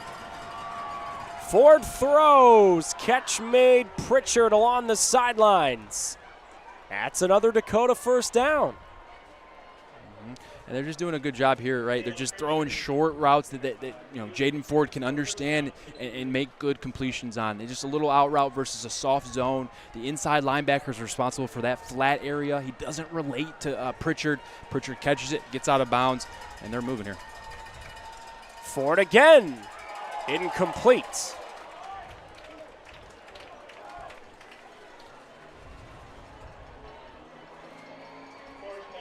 Clock frozen. 1:04 to go. I'm kind of begging at this point to throw a go ball to Trent Morin. I just want to see one attempt. You got a 6'6", really good basketball player out there who can go catch those jump balls. Put it on the back pylon, let your guy try to make a play. Instead, they look left and throw the jump ball to Pritchard. I'm still waiting for a signal. It's a touchdown. It was so sure that they didn't have to signal it, I guess. I guess. Heck of a night for Pritchard. Dakota's got a pulse. Gorgeous pass here. Beautiful pass. Just drops back, throws to the boundary, the short side, puts it on the outside shoulder, away from the secondary defender, Deshaun Lanier. Drops right in the bucket, right in that back corner of the end zone. And I've been waiting to see that a little bit here tonight, but it comes late in the game when they need it. Good catch, good throw, touchdown, Dakota. By the way, he got both feet in, so that was good on Sundays. It was a touchdown. Aronowski's extra point is good. Hey, remember earlier when we said Dakota burns the timeout and potentially that could come back to bite them? Well, here you go. They're going to have to try the onside kick. Next week, we head to the Lansing area. Our next Game Time Live broadcast between Grand Ledge and DeWitt. Watch it live Friday, September 29th, 7 o'clock on the State Champs YouTube channel and the simulcast on WJR 760 AM. Apparently, I broke the news to everybody earlier today. They were unaware that DeWitt has a panther in their scoreboard that breathes fire after a touchdown. I saw it a couple of years ago. I can't wait to see it again. It's going to be great. You're joking, right? No. Oh, my goodness. It's a panther that breathes fire. It's incredible. Wow. Oh, by the way, Grand Ledge came into this week undefeated 4-0. That is a very proud tradition at Grand Ledge. Excited to see the growth of their program over the last couple of years. And if you've been following high school football in our state the last few years, you know that time and again DeWitt is darn good. Last check, they were rolling today. If they win today, they even up their record back at 500 after a bit of a slow start. All right, here we go. Dakota lining up for an onside kick. Let's see what Aronowski's got.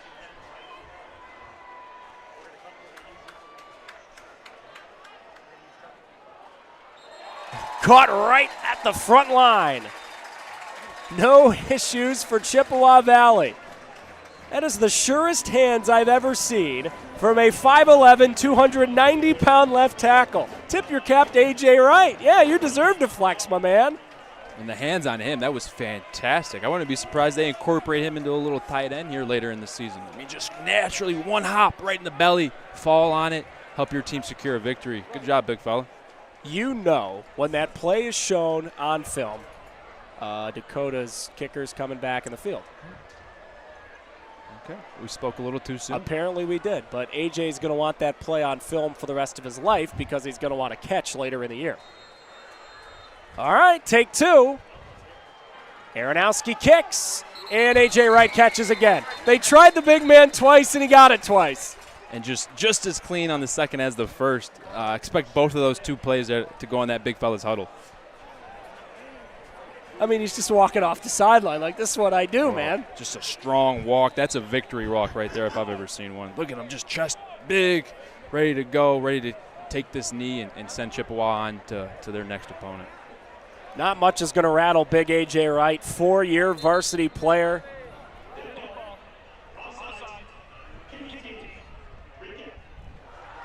They called an offside on Dakota, so they're going to re-kick again. Dare I say it?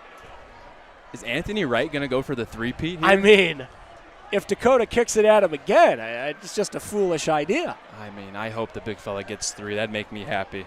See him catching 3 balls tonight. Would have never predicted it. Aronowski going to try an onside kick for the 3rd time in a minute. Will this one work? It's high hopping in the air and caught by Chippewa Valley. Lanier comes up with the ball. It was hanging in the air for a little bit, but the sure hands of Lanier means it's Big Red's ball. Yeah, that was a really good onside kick. You want that onside kick to bounce small twice, and then that 3rd hop, jump up, and it did, and it touched about 5 different hands. Deshaun Lanier tracked it really well, caught the ball, got out of bounds. Chippewa Valley's ball here now. Well, we promised you when we started this broadcast it was going to come down to the fourth quarter. When Chippewa Valley led 20-7 in the third quarter, looked a little dicey. But Dakota, to their credit, made it an extremely close football game. Right down to the bitter end, we expect nothing less between two of the finest programs in Metro Detroit over the last decade. Two teams that very easily could find their way to Ford Field Thanksgiving weekend. Shaw ran for the last touchdown. He's running here and tackled in the open field. Dakota will burn one of the 2 timeouts they've got left. Maybe, Grant, some folks are sitting there going, why are they not just taking a knee? Well, if you run the ball and you ask your running back to run around for a little bit, you can try to kill some clock. Because Dakota just has the 1 timeout left, you get the game under 40 seconds, you take a knee, the game's over. Yeah. And I mean, who's to say that someone doesn't miss a tackle again and you get another 20 yards like we saw Cashaw break Damari Malone's tackle earlier on their last drive. So, just you're preaching in this huddle, hey, if we give you the ball, hold on to it, 2 hands, wrap in traffic, and don't fight for extra yards. Get down, let this clock run, let them burn another timeout, and we'll get to the 3rd down play. Not over yet. We all know strange things have happened before. Chippewa Valley trying to get this thing to the finish line and trying to celebrate a rivalry victory.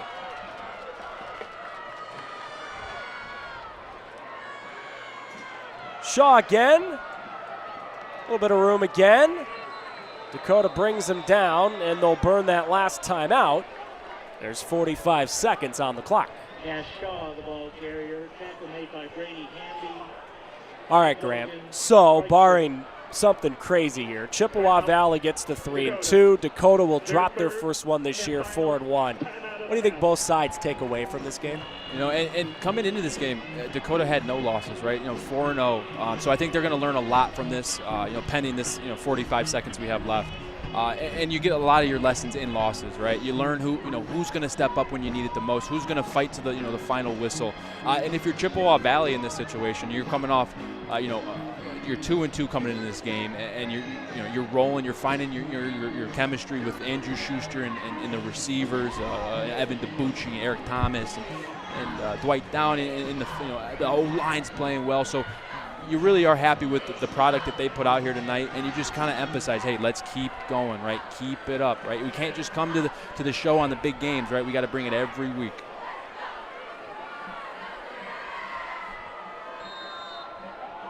Clock will start running as soon as Chippewa Valley snaps it. Schuster gives. Shaw tackled quickly. Blitzing right up the middle. Hamby, one of the guys making the tackle along with Vital Shields.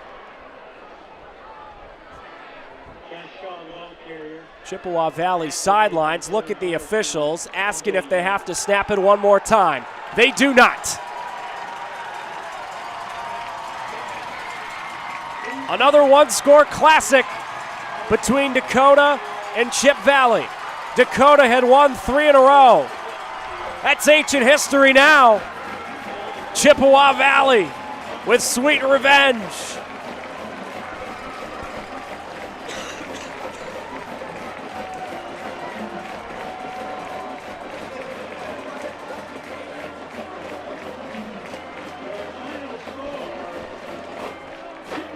Big Reds survive. Led wire to wire. They take down Dakota 28-21. They get up to 3-2 on the year. Chippewa Valley was snake bitten earlier in the year. They lost by 1 point against West Bloomfield in that Zenith Prep Kickoff Classic held at Wayne State back in early August, near the end of August. Then they lost a 3-point game against Ike, Utica Eisenhower, earlier on this month back in the 8th. Tonight's going to feel sweet, Grant, and they're about to hold up a trophy. Never a bad day when you get to hold up a trophy. That's going to take about 4 or 5 guys. Coach said that thing weighs more than the Stanley Cup, but they'll host that thing with pride. There it is. That is the Superintendent's Trophy. Adam Scheel, athletic director for Chippewa Valley, is telling the boys, hang on just a second. I'll let you hold up that trophy. Don't worry.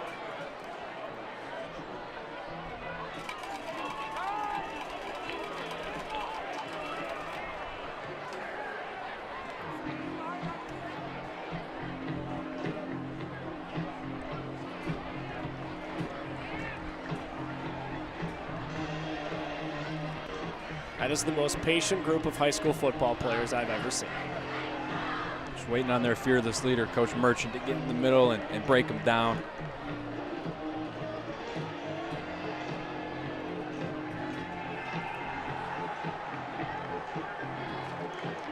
Anytime you win a ball game, it feels pretty darn good.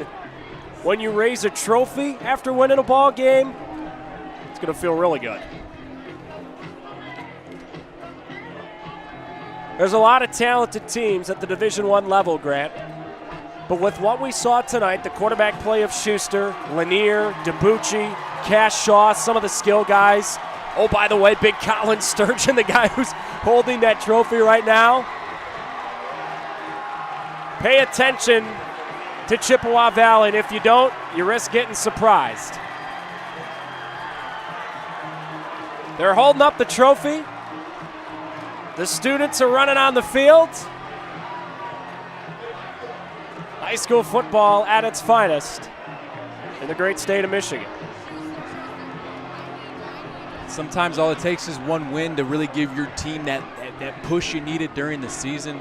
My freshman season at Brother Rice, our team was 4-5 going into playoffs, and we ended up turning around and winning it that year, the state title. So you never know what a win like this and a big game like this can do for you. It had been a handful of years since Chippewa Valley got to hold up that trophy. And if you don't think it means something to them, I think every guy on that team is trying to touch the trophy.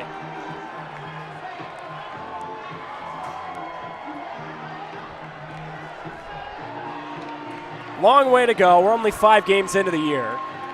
These two teams are trying to play 9 more games. If you make the state final, you play 14. There's such a thing in football as the 24-hour rule. I don't know, Grant. After winning a rivalry game, does it become the 36-hour rule? It might seep into 36, and if some guys, maybe 48. So take it as you will, but be careful on that. Don't let it pump you up too much. Worry about the next week. Enjoy this one, though, tonight. You are looking at a field filled with happy high schoolers. And you are looking at a field that currently is featuring a lot of photos being taken for Twitter, Instagram, and Snapchat. And let's be honest, TikTok as well. It's 2023. Down to the field we go. Lexi Ayala standing by.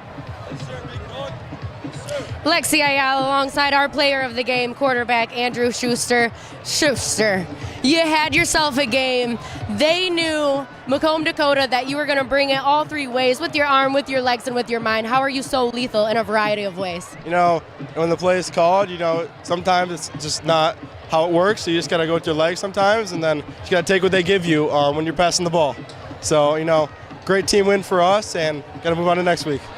And we can't let this interview go without shouting out the defense. Yep. Tell me how they were able to hold so strong tonight. Defense played amazing. They had one big play in the beginning of the game, but other than that, they played outstanding. And without them, who knows? And this was a rivalry game. You got a trophy out of it, but it meant more than just a game. Tonight, you guys dedicated this game to someone really important. Tell me about who you dedicated this game to and why. I dedicated this game to my great-grandpa, Frank Cummings. He passed away from cancer. But this game means a lot for us and the community. We're playing for a cause, for cancer, and getting a win against our rival on top of that is nothing better than that. Appreciate it, Schuster. Go celebrate with your team. Evan, back up to you guys. All right, Lex, thank you. Yes, there's another Schuster playing football at Chippewa Valley and playing it well. I told you they're taking pictures for Instagram. What, you didn't believe me? That thing's going to be on the story and maybe an actual post within the next couple of hours.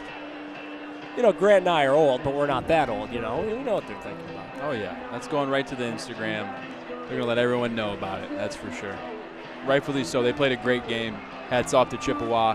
Didn't really know coming into this game 2-2. Kind of undetermined on what kind of team they're going to be. But we found out tonight they're a fighting team. Shout out to Chippewa Valley, a hard-fought win, and another MacRed Classic between two of the best programs in the state of Michigan. That does it for us tonight. For Grant, Lexi, and the entire crew, Evan Stockton saying thanks for watching. Join us next week. We're heading up to Lansing. DeWitt takes on Grand Ledge. Go have a great rest of your Friday night. Thanks for watching.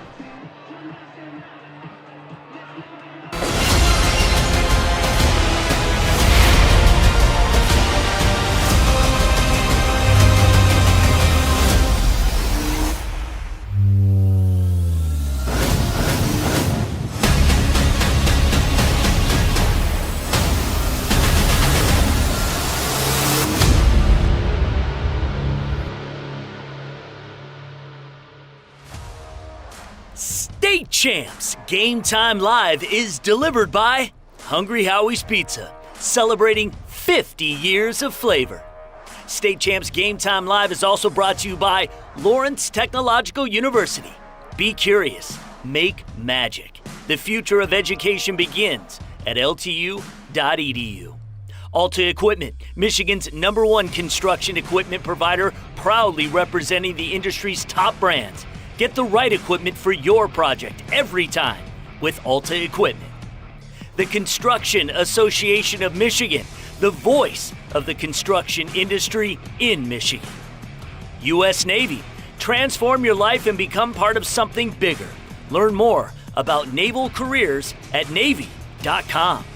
And the Michigan High School Athletic Association, promoting the value and values of educational athletics.